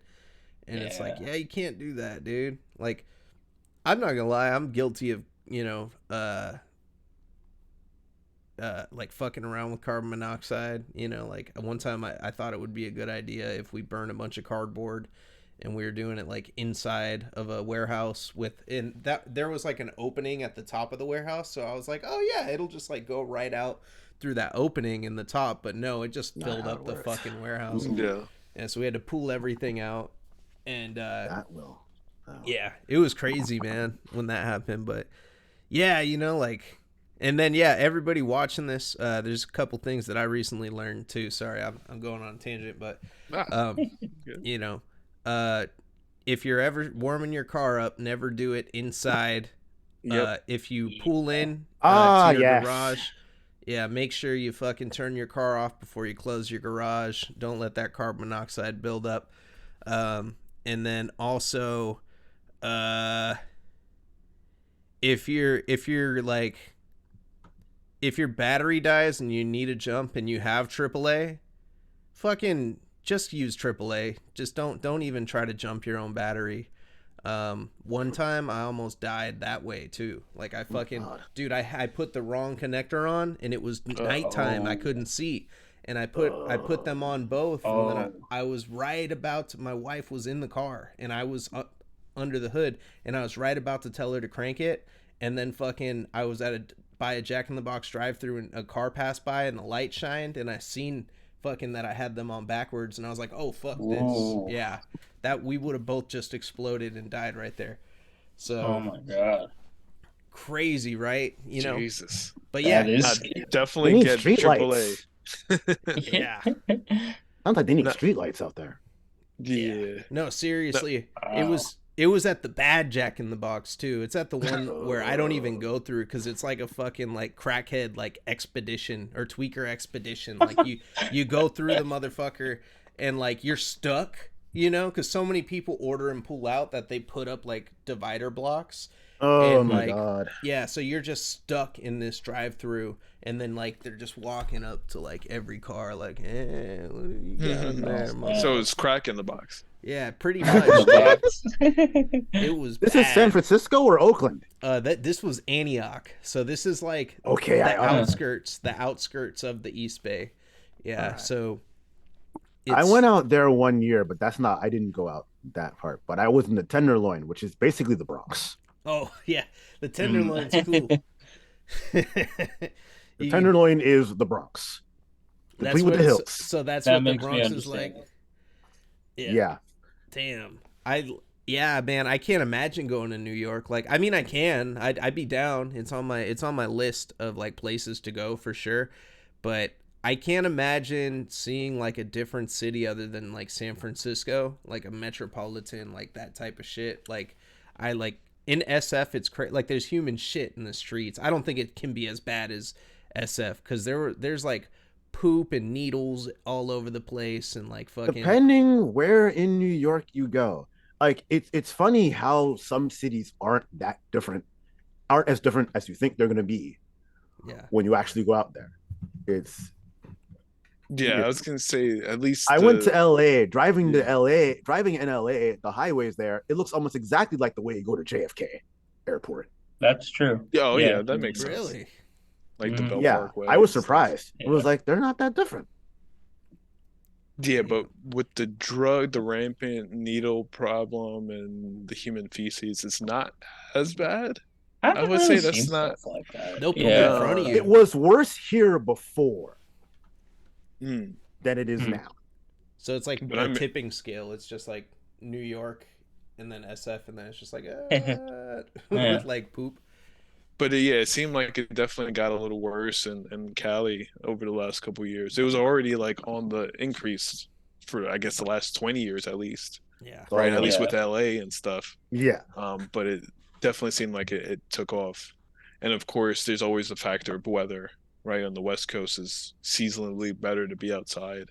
Not saying that's what you want to do, but compared to like the Northeast, especially right now, we're having a very It's brutal pretty winter. inhospitable. Yeah. yeah. Yeah, so Yeah, you can't be outside. You fucking turn into a popsicle out there, man. Like over Yeah. here, it's like, yeah, people ain't even tripping out here. They sleep on the beach. They sleep, in the middle of the city. Like they're like, if there's a vacant lot, it's gonna turn into a community, where people just post up and tent up. And then there's a lot of the craziest thing is that like there are normal ass looking people that you'll just see walking around on the sidewalk and they're totally not even there or just out of their mind. Like I seen this dude like in a suit, like he looked like he just walked out of like a fucking like one of the business high rises or whatever. Like and I'm like sitting there at a red light, and I always fuck around with my wife. Like when we're going through the city, I always roll her window down, and I always go, "Hey, say what's up to your boy."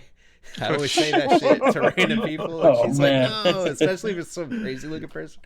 And I remember I rolled the window down, like, "Hey, say what's up to your boy," and she's like, "That's just a normal dude." And then he looks at us, looking at him, and then he starts stomping his fucking right foot, and he goes thrusting, Oh, continuously thrusting and pumping and thrusting and continuously pumping it. And I was just like, Holy "Oh shit. whoa. fuck, this light needs to change right now."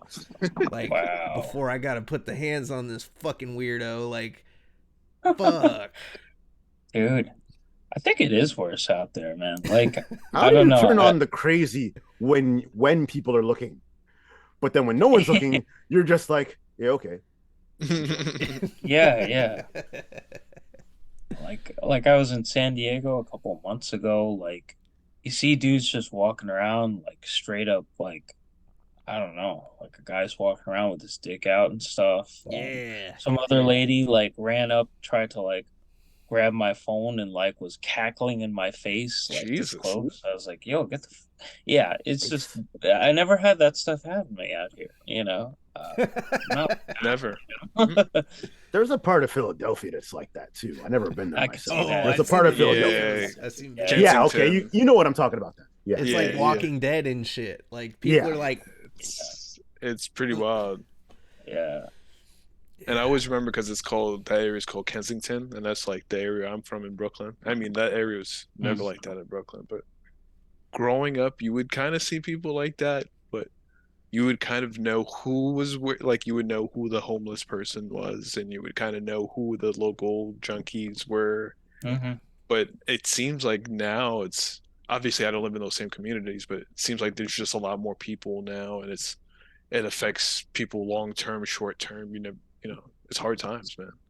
yeah, dude, it's fucking capitalism for you. We have fucking, and then Whole Foods and fucking Safeway and all these grocery stores are throwing away pounds of food every night. And we got golf Yeah. courses all over the fucking Yeah. U.S. and all sorts of shit for leisure. Unused land, miles Yeah. of unused land, Yeah. but Man. And that's kind of like America. It's sad to say, Yeah. but that's like very fitting. Like you have so much resources and wealth, but like you still have people that don't even have access to these things, or Because only Yeah, one dude. You're percent not of people lifting are it. allowed to use it. Well, there you go. You got to. Yeah. I mean, you got to try to, try to fend for yourself here as much as you can. It sucks. Yeah, 100%. Yeah, I mean, you got the empty luxury buildings with, a homeless problem in the same city. It's, Yep. for the guy that visits once a year for tax purposes or, a third property. Yeah, it's I don't know. No, it's fucked By the up. way, it'll always be. It is fucked up. But it makes me feel good when I see bad things happen to like big businesses and shit. Like and not to like You be gotta love on it. some negative shit, but like This when was kind of the golden age of Schadenfreude for about 3-4 weeks Oh yeah. of just watching billionaires get their shit just fucked up. yeah. A lot of times a lot of times them fucking their own shit up too. That's usually the best. Yeah, 100%. Oh yeah, dude. Like all the work from home companies that like still have to pay for office space right now and shit. And like, it's just like, yeah, that's what you motherfuckers get, They're for begging people to come back, and they're like, "No, yep. we'll Yeah, we quit like before we will this. come back to the office. Yeah. Before we Yeah. come back to the office, we will quit." I'm in that boat, man. Not saying that I'm going to quit if my boss is watching this, but I will say that I do the same shit if not better at fucking home. I'm not distracted. It just feels Yeah. better. Like I just like working from home, man. I'm in my office. I can like, you know, No commute, man. yeah, and I'm not tripping Yeah, off of it's a lot the of time flu. back. Yeah, exactly. Gas money is nice to still have in my pocket and That use too. on other shit. You know, like it's if I take a shit, I don't have to use like the fucking bathroom, the toilet that everybody else is Yes. using. It's the little things. Yeah. Like, and if I have to take a shit, I can take my phone with me and continue to work. You know. No, you need some, you need some peace of mind. Leave that phone behind on the shitter, Yeah. Have that moment to yourself. I feel lost though when I don't have a phone on the toilet. You guys I ever feel think, like that? well, I think I'm the weirdo. I just like if I shit, I don't bring a phone in with me. Do you just And I focus on think the shit and you get out? that's it. Were my thoughts or I there's no definitely Lysol stayed. can to read the back of, the ingredients like back in the day. I definitely stay distracted at all times, my guy. Yeah, me too. It's bad, but can't stop Like looking at the literally, bullshit. The Like doom scroll. I beat. Yeah, yeah, I get stuck along with my thoughts. It's not good. So yeah. I hear that, dude. Sometimes I like just have to it's look. often at my when I phone. try to write. Oh, Yeah. shit. Damn. Your writing process when you write, does that shit like flow out of you, or do you go, "Fuck, I gotta come back to this"? Sometimes. Yeah, I can't. Complete thoughts are fucking like because the way I write for my other shit, it doesn't fit this. So I have to like change my entire thought process for it. So to finish a thought, I kind of just gotta like write down what I'm thinking and then like go through the thesaurus and change words. I hear And that that. takes Dude. forever. Fuck, that's funny you mentioned that because I've heard that from people in other bands that are like, yeah, I fucking, I did too much with this band, and now that I'm going to this band, I can't get out of this fucking like mindset that I'm in. And It's then I'm like if like, you're writing for grindcore or hardcore for like years and then you move on to something like say a doom band, it's not gonna work. Yeah. You gotta do something. You gotta Yeah. go another way with it. Yeah. So you got to listen to sleep, like just until you Yeah. fall asleep. Pretty much. But The that's nice every thing time, is- right? the nice thing is I have an unintelligible vocal style, so it's kind of like, well, okay. I can He's got like the Lord Worm thing going on. You Dude, got like That's Yeah. exactly poetic. what I thought when he Exactly. said that. Yeah. Exactly. I love it. I was like, I can read the lyrics and they're brilliant, but I don't know what the fuck he's saying when he's singing them. Like Lord Worm, dude, like 100%. Yeah. That's so funny. That Oh yeah. Or like the dude from Hell Child, they've got lyrics there in English, but I was like, he's probably just singing in Japanese, and this is a translation or something. I don't know when he says all this.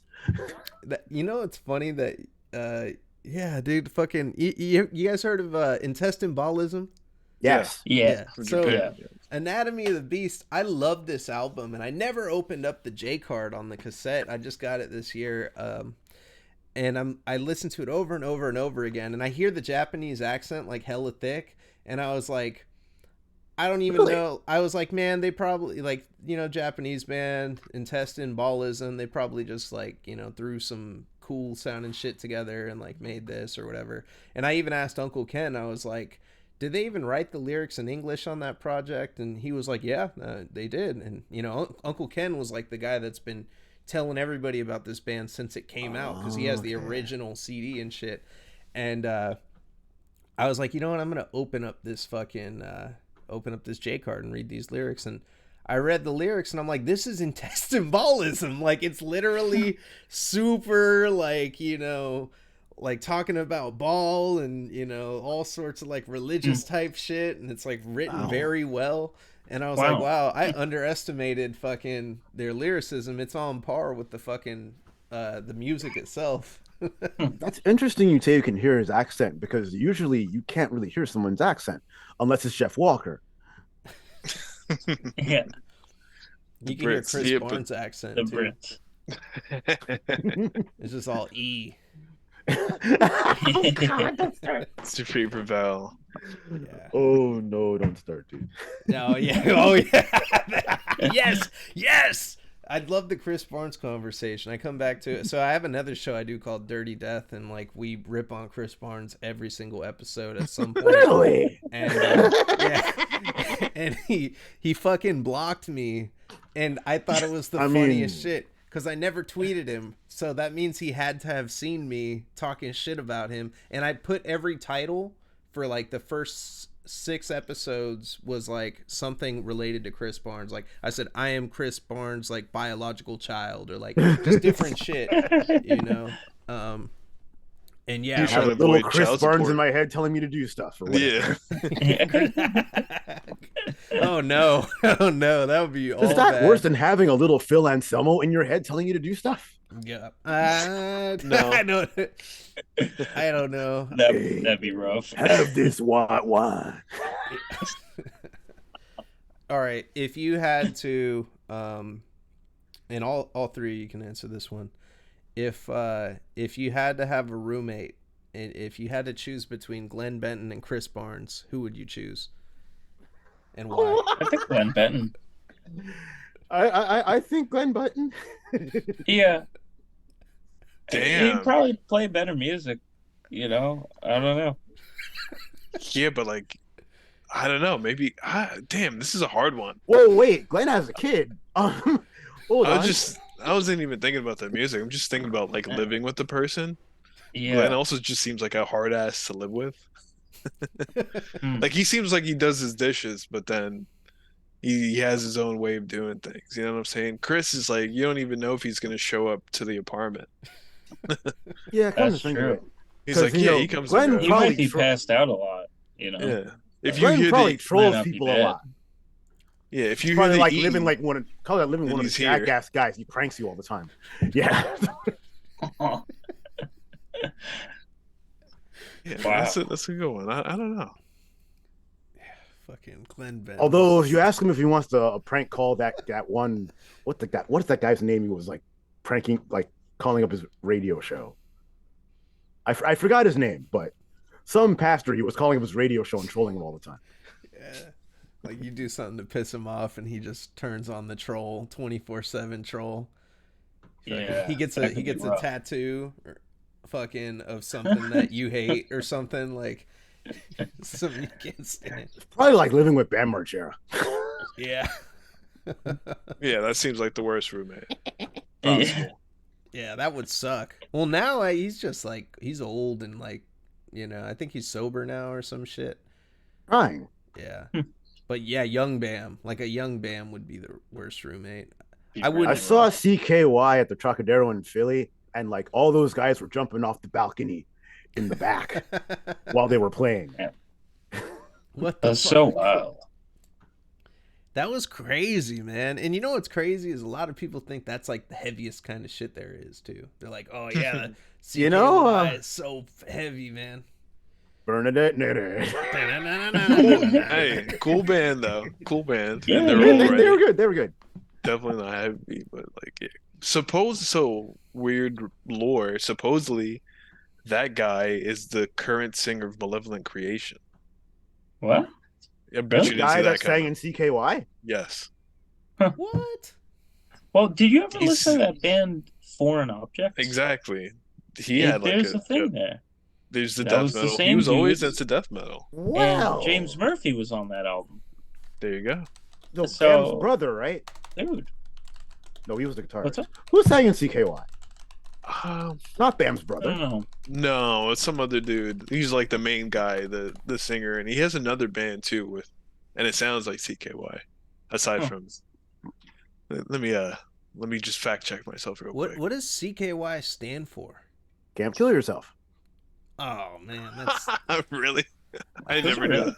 that. Same as the because I don't know why they named their skate videos or I don't know if they named the band after the skate videos or vice versa, but yeah.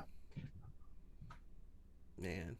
That was crazy back when skate videos like meant something, you know. Like I'm still in. Yeah, I feel like skateboarding became a fad and then kind of like fizzled out. Like in the 2000s, like it really like hit its peak, and then like now it's like the people that still do it are the people that are hella down, and there's still some good shit coming out. But it's almost like back to where it was in like the 90s, like before pre Tony Hawk. You know what I mean?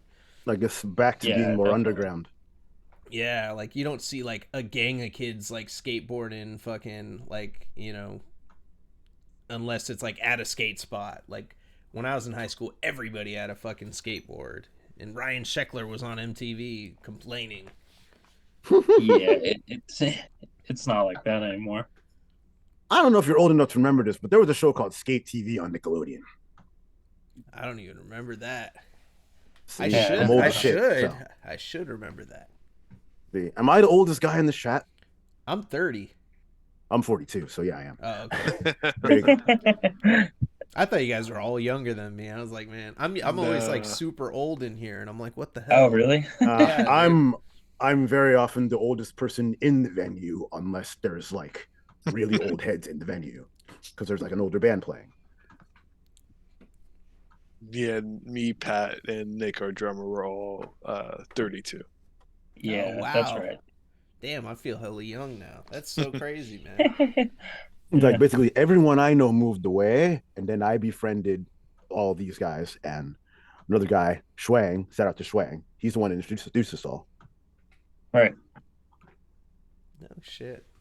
Yeah, man. I love that. Like this, it's so weird. I don't think I have any friends like in the real world. Like out. I mean, like around here in my immediate vicinity. Like if I had to, if someone said like you have to call up somebody to come over and hang out right now, I doubt I could do that because all of my friends are in different states or like Yeah, in different places. Yeah.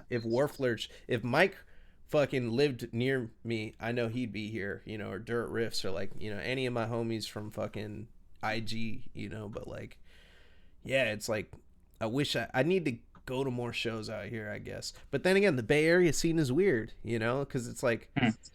you got a little bit of thrash. There's like some grindcore shit that hasn't really yeah. like the people that do shows out here just like do a very small circuit pretty much, and Aren't most of the shows in Oakland, or are there? there are a lot of shows in Oakland, but then there's a lot of really weird like things with bands. Like there was like this group that I used to hang out with,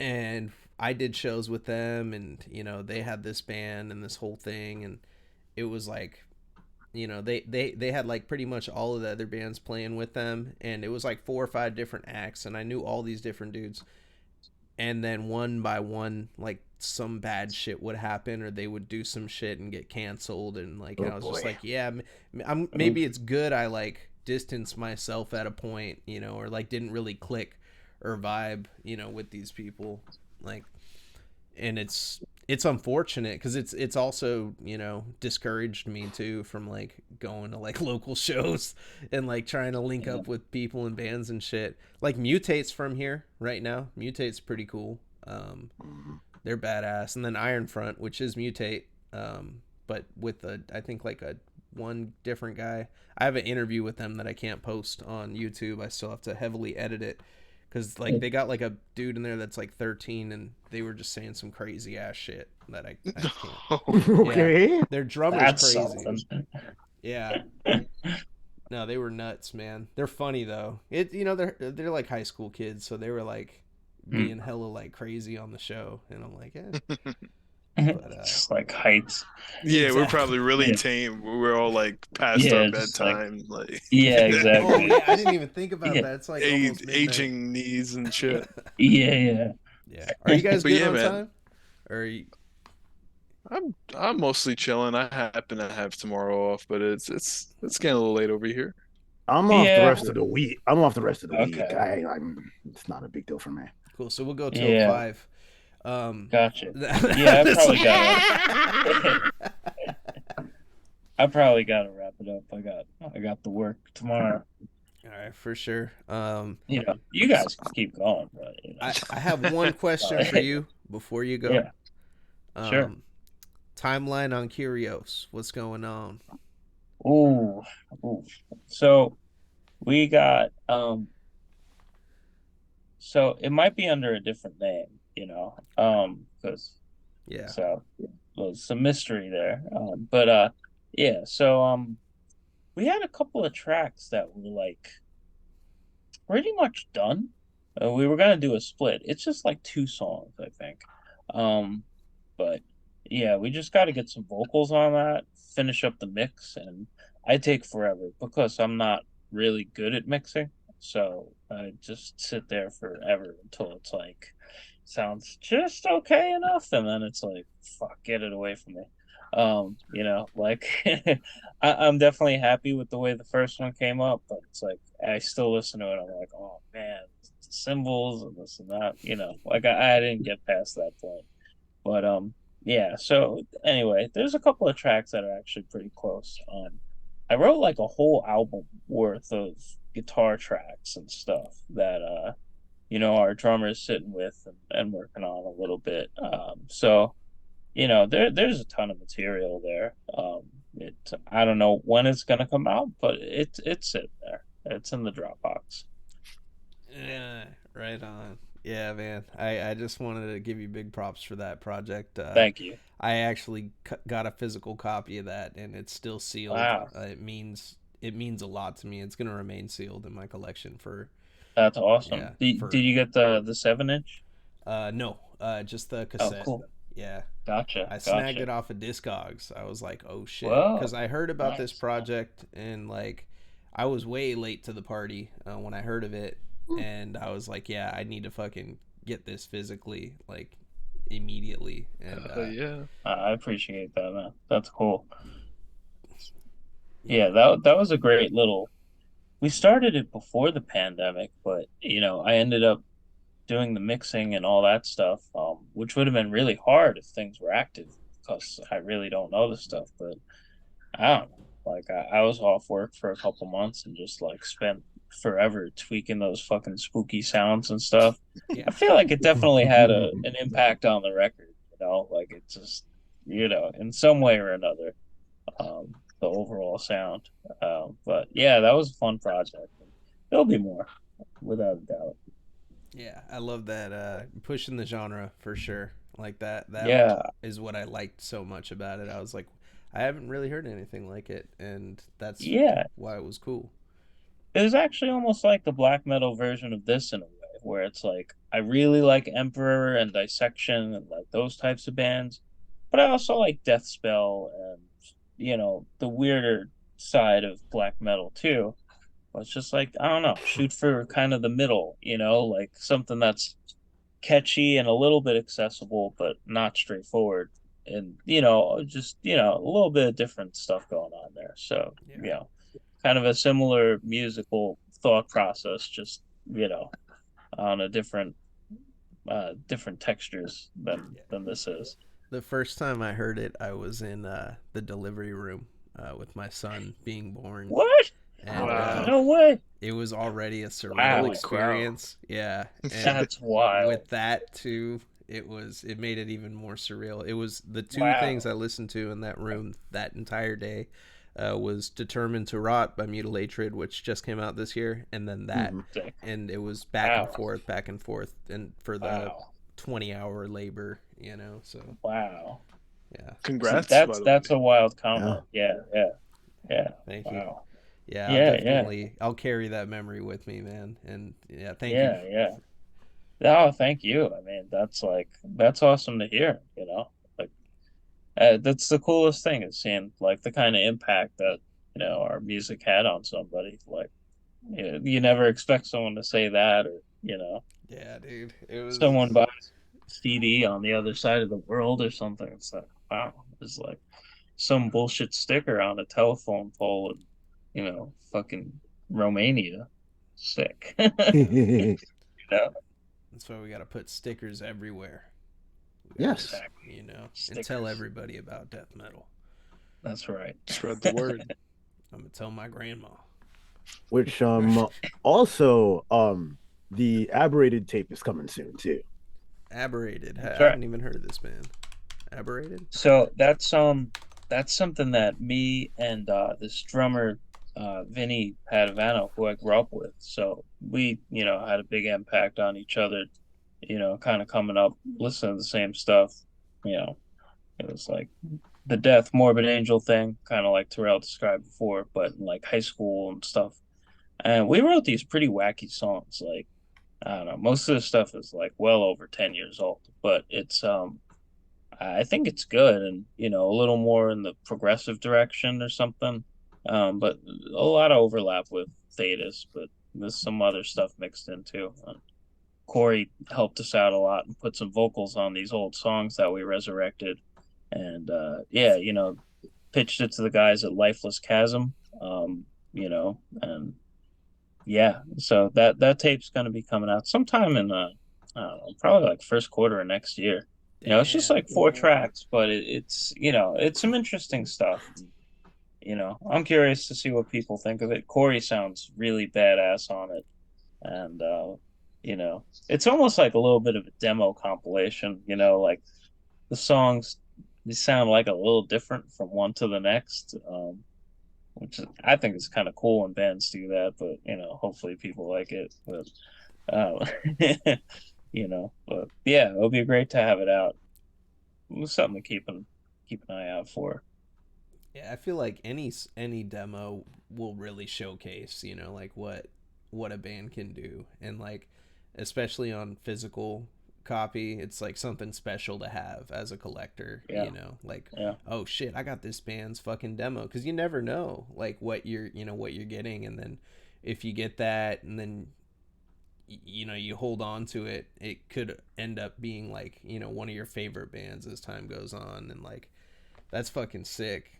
That oh, definitely. I'll definitely be looking to cop that. Once Cool, that's out. man. Thanks. I got the notepad, fucking going right now. Yeah, yeah, yeah, yeah. That should be. It should be coming out pretty soon. It's be a CD and cassette type of thing. Yeah, yeah, yeah. Corey helped us out big time with that one.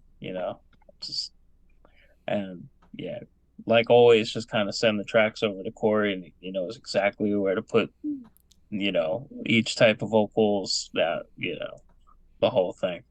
So Damn. gotta And go. then so Corey, you do the pitching to different labels and stuff. Do you No, generally I do don't. that, or no? No, I'm not the guy that does that at all.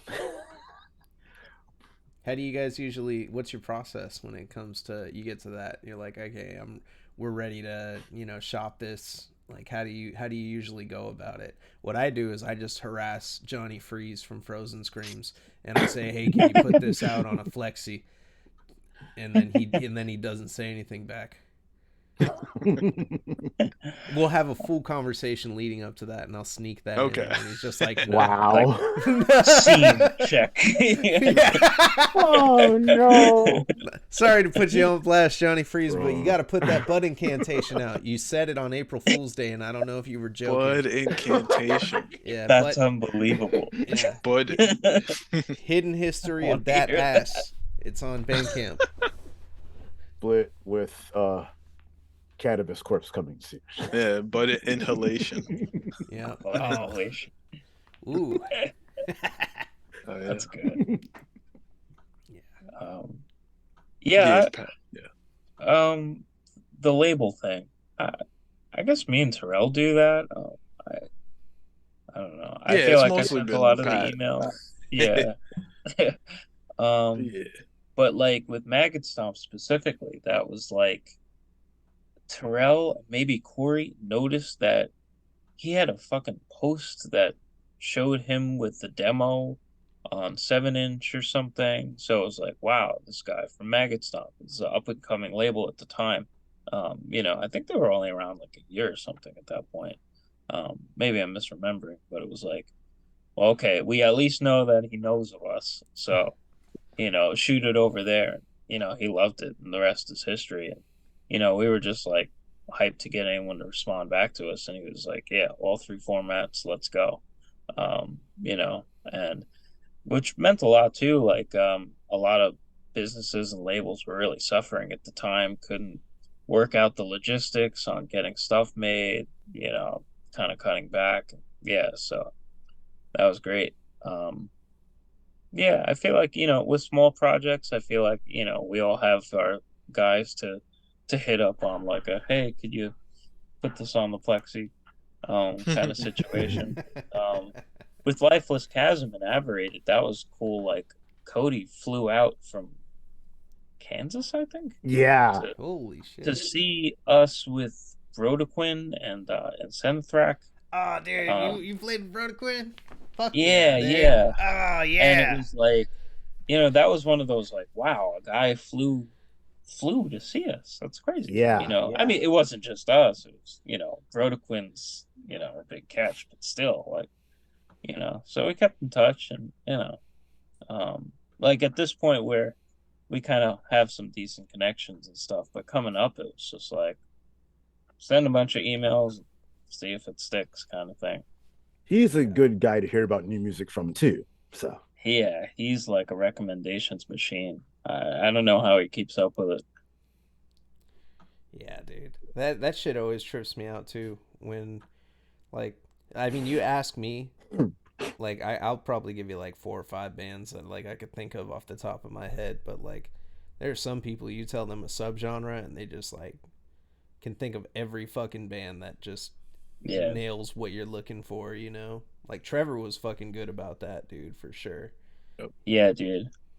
I went to his apartment once, like a few years ago, and like it was wall to wall CDs, like, and it was like, check it out. I just heard of this one last week. And he's like looking at the thing. Oh, here we go. And it was like, how do you even remember where you put this shit? I mean, there must have been thousands. It was unbelievable. I never saw anything like it, uh, Yeah, man. so sick. Uncle Ken, you guys seen Ken's Death Metal Crypt?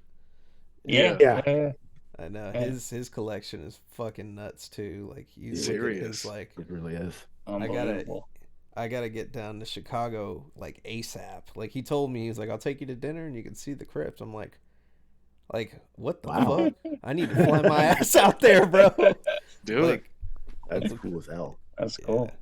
my collection is like hella humble, bro. Like this is I have some vinyl, but then I got the cassettes right here, and Nice. they're filling up. You know, I got like 111.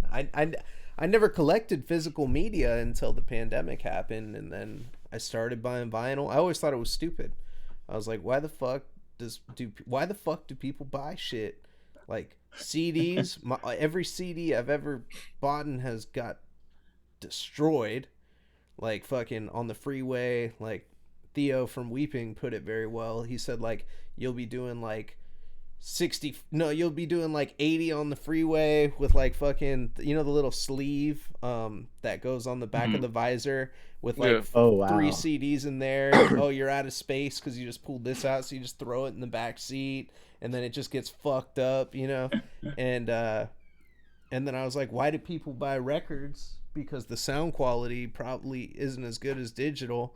And then it's like hella big and you got to find space for it. And then fucking cassettes, like, who the fuck buys cassettes in 2022 or 2021? That was when I No one has anything to play them on anymore.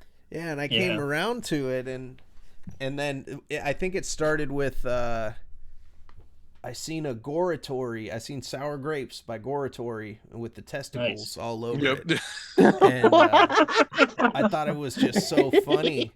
And it was on night shift, and I was like, all right, I want to buy that just so I could have a big fucking thing of the guy meditating with testicles. I even bought, it's funny I bring that up because I got the patch right here, fucking, and There you it's go. shaped Oh, like wait, and it's balls. a sack. Yeah. Doesn't look like amazing. Unbelievable. But yeah, and then once I started seeing it as art and getting it, and then the cassettes, I still thought they were goofy, and then I realized, my money got a little bit tighter, and I was like, well, I could buy like fucking 3 of these for the cost of like one record, and I'm supporting Mhm. the bands Exactly. like that. Exactly. That's what it That's- started for me too. Yeah.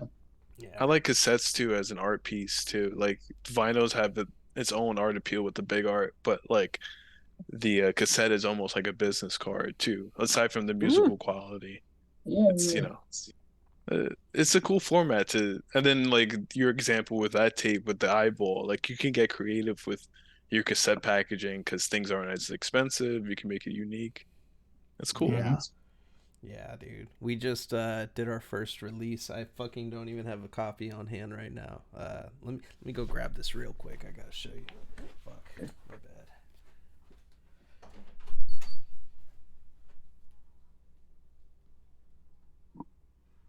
So, Sub dudes. Yes. Whoa, sipping that water. Fucking this is our first release that me Ooh. and Noah from Bloodspawn just put together. Murder City Records. It's a new label. Nice. Oh, Nice. okay. This will be releasing on January 6th. This video should be up after the announcement is officially made. This band is called Necrovision from Laredo, Texas. The demo is Love called that logo. Yeah, dude. yeah, it's really cool. The demo is called Abomination.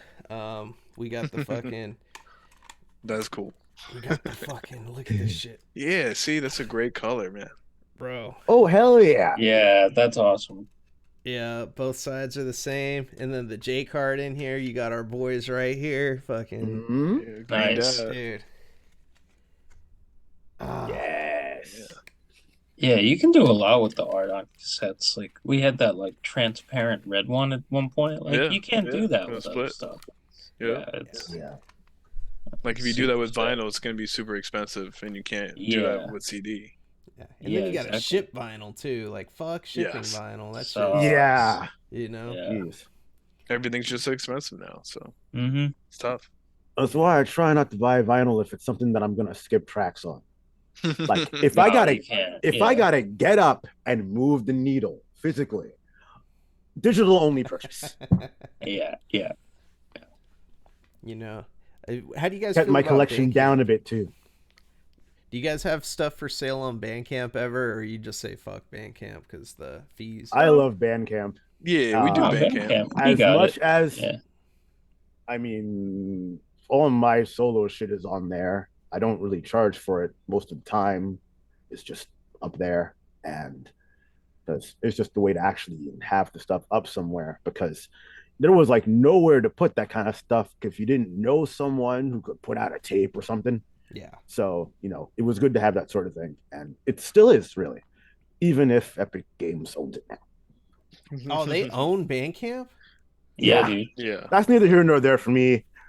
They didn't replace all our albums with that Fortnite song, so it's fine. Yeah. Yeah, I'm with you. Like when it was announced, I was like, Like I like Bandcamp, and I don't want it to get, but it seems fine so far. They're So gonna press what? play on her album and just start playing Chug Jug over and over again. God. Yeah, Yeah, I think in terms of streaming options, I think it's the best opportunity a band can have to make money from streaming. Just especially at this yeah, level, it's easier to support the band directly, even though there's fees and stuff. You like yeah, somebody asked me at work today about like, oh, we see you guys are on Apple Music, and I was like, let me tell you something about streaming. yeah, You got to yeah, be yeah, huge to make money off of like, those kind of streaming, Apple, Spotify, and stuff like that. So Yeah. Bandcamp Especially if is you're on a the label. count. Yeah, yeah. even if you're on a label. Yeah. Oh And yeah. like the thing is, like people who are looking on Bandcamp, like they're other fans, if they really like it, maybe they'll buy the record or a t-shirt or something like that, because you're already kind of part of the thing if you're looking on Bandcamp. Um, has all your stuff in a convenient place. I don't know. We have our shit up there, so yeah, I think it's pretty solid. It beats Spotify and stuff. So I also like yeah. that you can follow people on it, and Yeah, that's you yeah, Yep. find more new shit that way. yeah. You Yeah, can look at the analytics that, some people find it just from following their friends' purchases and stuff. Yeah. It's yeah. and I like the aspect we call like Poke Badges, where it just Yeah, shows yeah, yeah. people that's like purchased the album that have a Bandcamp collection. So that's Yeah. always cool to see it like stack up when you have a release. Yeah. The Yeah. little reviews that people can leave when they buy Yeah, it that's too. always fun. Yeah, yeah. Yeah, Yeah. And for Those are some cool. reason, I yeah. like it better than just sending somebody a YouTube link. Even Yeah. though Oh that's yeah. that's just Yeah. as good in a way, but I like it better than sending a YouTube link. Hmm. As a musician, man, like from that perspective, I feel like it's funny because I used to do hip hop, so like I feel like my shit just fell on deaf ears at a point where I'm sending people shit and I'm like, yeah, they're not even clicking on it at this point when it's YouTube. Like, just no one Yeah. gives a fuck about my shit. They heard the first single and they're like, yeah, I'm cool off of this guy. Like, hey, I got another one. They're like, yeah, it's just fucking, this is garbage. I don't want to hear it. Yeah. That's why you got to keep at it because you never know what'll pop Yeah. off. Even with this stuff, even Oh, with this dude. music. I missed my train, dude. Fucking, I had a, what was it? I had an opportunity to record with Gizmo and who was it? Back before they blew up, like there was, who was it? Little Peep and like just a bunch of people that really blew up. Yeah, Wow. and Nice. I was like, these guys are fucking weird. I don't want to work with them. You weren't wrong. Yes. I was like, no one's gonna like this shit. This is the worst aspect of the scene shit when the scene was dying and it's Right. now hip hop. That's what I said. I was like, this is one level above Broken Side, but like not. And of course it blew up. Of course. Yeah. And I was like, That's why I feel no shame in being a snob. None. yeah. I felt bitter, but it's like, it is what it is. I'm glad I wasn't part of that because it's like I don't want to get caught up fucking, trying to chase a moment or doing that. I'm At glad least if you're just doing the beats, you don't really get blamed for it. Yeah, exactly. Hmm. Yeah. I know. My boy popped off though. He's doing the Channel 5 thing, so big shout out to Uncle Pill. Cool. Yeah, shout out Uncle Ah. Pill. Yeah. Yeah. I like settled down. I thought I was done making music for a long ass time, and then Fluids reached out to me and they were like, "Hey, we heard this thing you did with Mike from Warflurch." They're like, "You want to do a single?" And then we did the single, and that turned into an album. So it's like now Nice. that's my comeback. 10 years later, I started doing a show, and now I'm doing the nastiest rap album ever with Fluids. So that's pretty cool. Wow. That's Oh awesome. yeah. Yeah, there's I a mean, song. yeah, it's the same for me. When I joined this band, I hadn't sung in an actual band in like 10, 15 years or something. Yeah. So, How did it feel like to see everything come together after that kind of like I missed it, hiatus? dude. I really missed singing live. So, Did you feel Even- like this as is much my as I thing had the to do? nerves, as much as I had the nerves when I actually came back to doing it, I missed doing it for like the longest time. Yeah, So, I know that. Like, you ever just think about it too? Like during that, like I know the time I didn't do music, I was like just thinking about it in the back of my head. Like, this is something I can always fucking pull out, and I just like I have to wait for my moment, and maybe it isn't gonna come. And then when it happened, it's like holy shit! Like yes, like I'm fucking again. You know.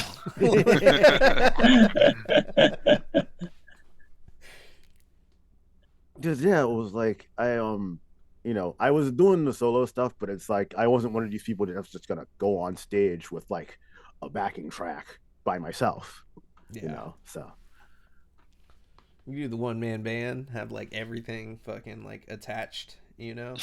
yeah, it's like I Get have all friends this that shit. do that, but that was just it wasn't gonna be me really, because I preferred to have other people up there with me also. So Yeah, I feel that, dude. Fuck, man. Shit. and I haven't really been in a band with musicians as good as these.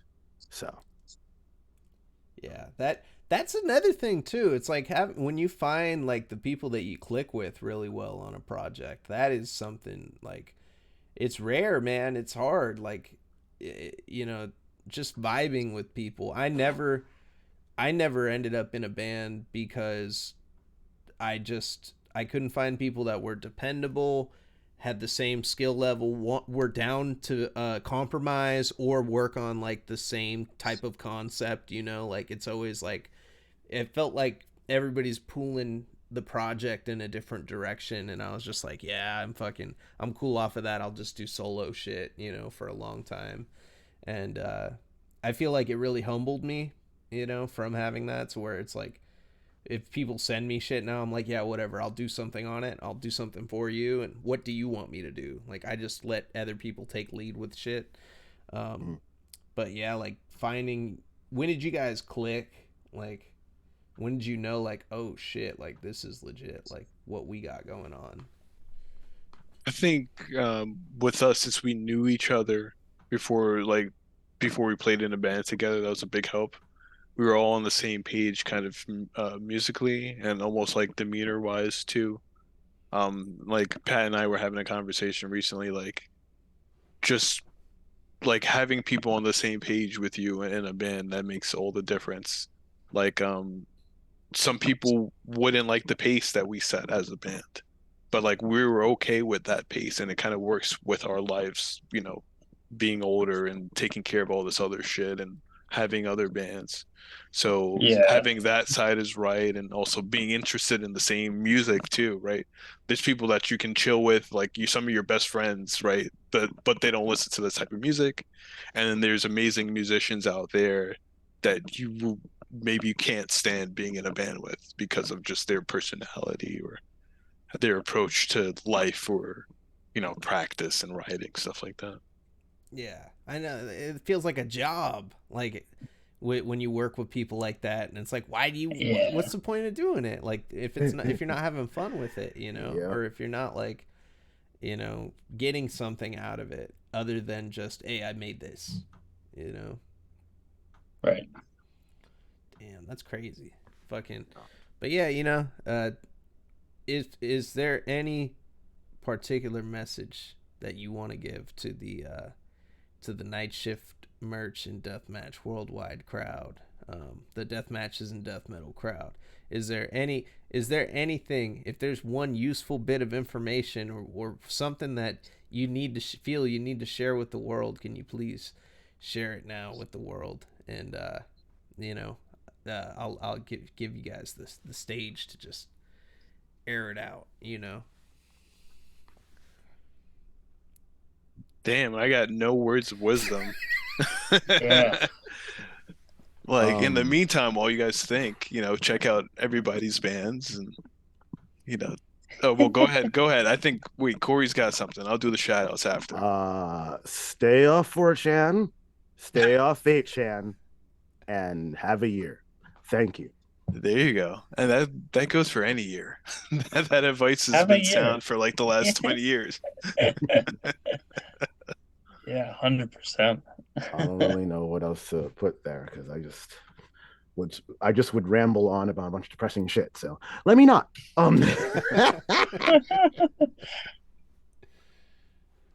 Yeah, man, it's been a rough year, so I Yeah, think we're all looking forward to starting on a new leaf as much as possible. yeah, 100%. Um, yeah, I don't know. Just everyone keep listening to death metal. You know, stop sleeping on the guitar solos. Let's get them back in. There Um, you go. Stop that's sleeping all I on the got. guitar solos. That's right. Oh man, if you guys like guitar solos, you should check out. Have you heard that new Puke Wraith album? No, I have not. No, There's this no. guy that it's a one man project from Canada, and his name's Brendan Allen. He's also in Intestinal Hex, and he's in Soul Devourment, and he approaches his writing to make them similar to like Rush songs. So like Okay. the way that his sick. songs are formed, it has like a intro and like a build up, and then the guitar solo is always the payoff, and it's always fucking awesome because it's like all this tension builds up to him. So yeah, Brendan Allen from Puke Wraith. Awesome. That guy don't sleep on Nice. the guitar I'm solos definitely for gonna check sure. that out. Yeah. Yeah. He straight up told me, he's like, I don't get it when these bands just throw in random solos like on some shit. He's like, it has to Yeah. make sense when it I goes love in the that song. shit. Yeah, 100%. You can have it both ways. Yeah. I know. I like that 90s, like where they just like, what the fuck? Like, like a heavy riff starts in the beginning and then all of a sudden it's just like, Oh yeah. you're just like, oh yeah, that's cool. I loved So, how Carcass named theirs. as in Carcass used to what name sense? their guitar solos. Really? You Did they look in really? the you look in the Huh. lyric sheet, and it actually mentions that who plays the solo and what it is called. That's hilarious. Like I forget which one played it, but there was a song. Wow, I think it's on Symphonies. No, it's not. It's someone had a solo. They called it "Maim to Please." It was in Tools of the Trade.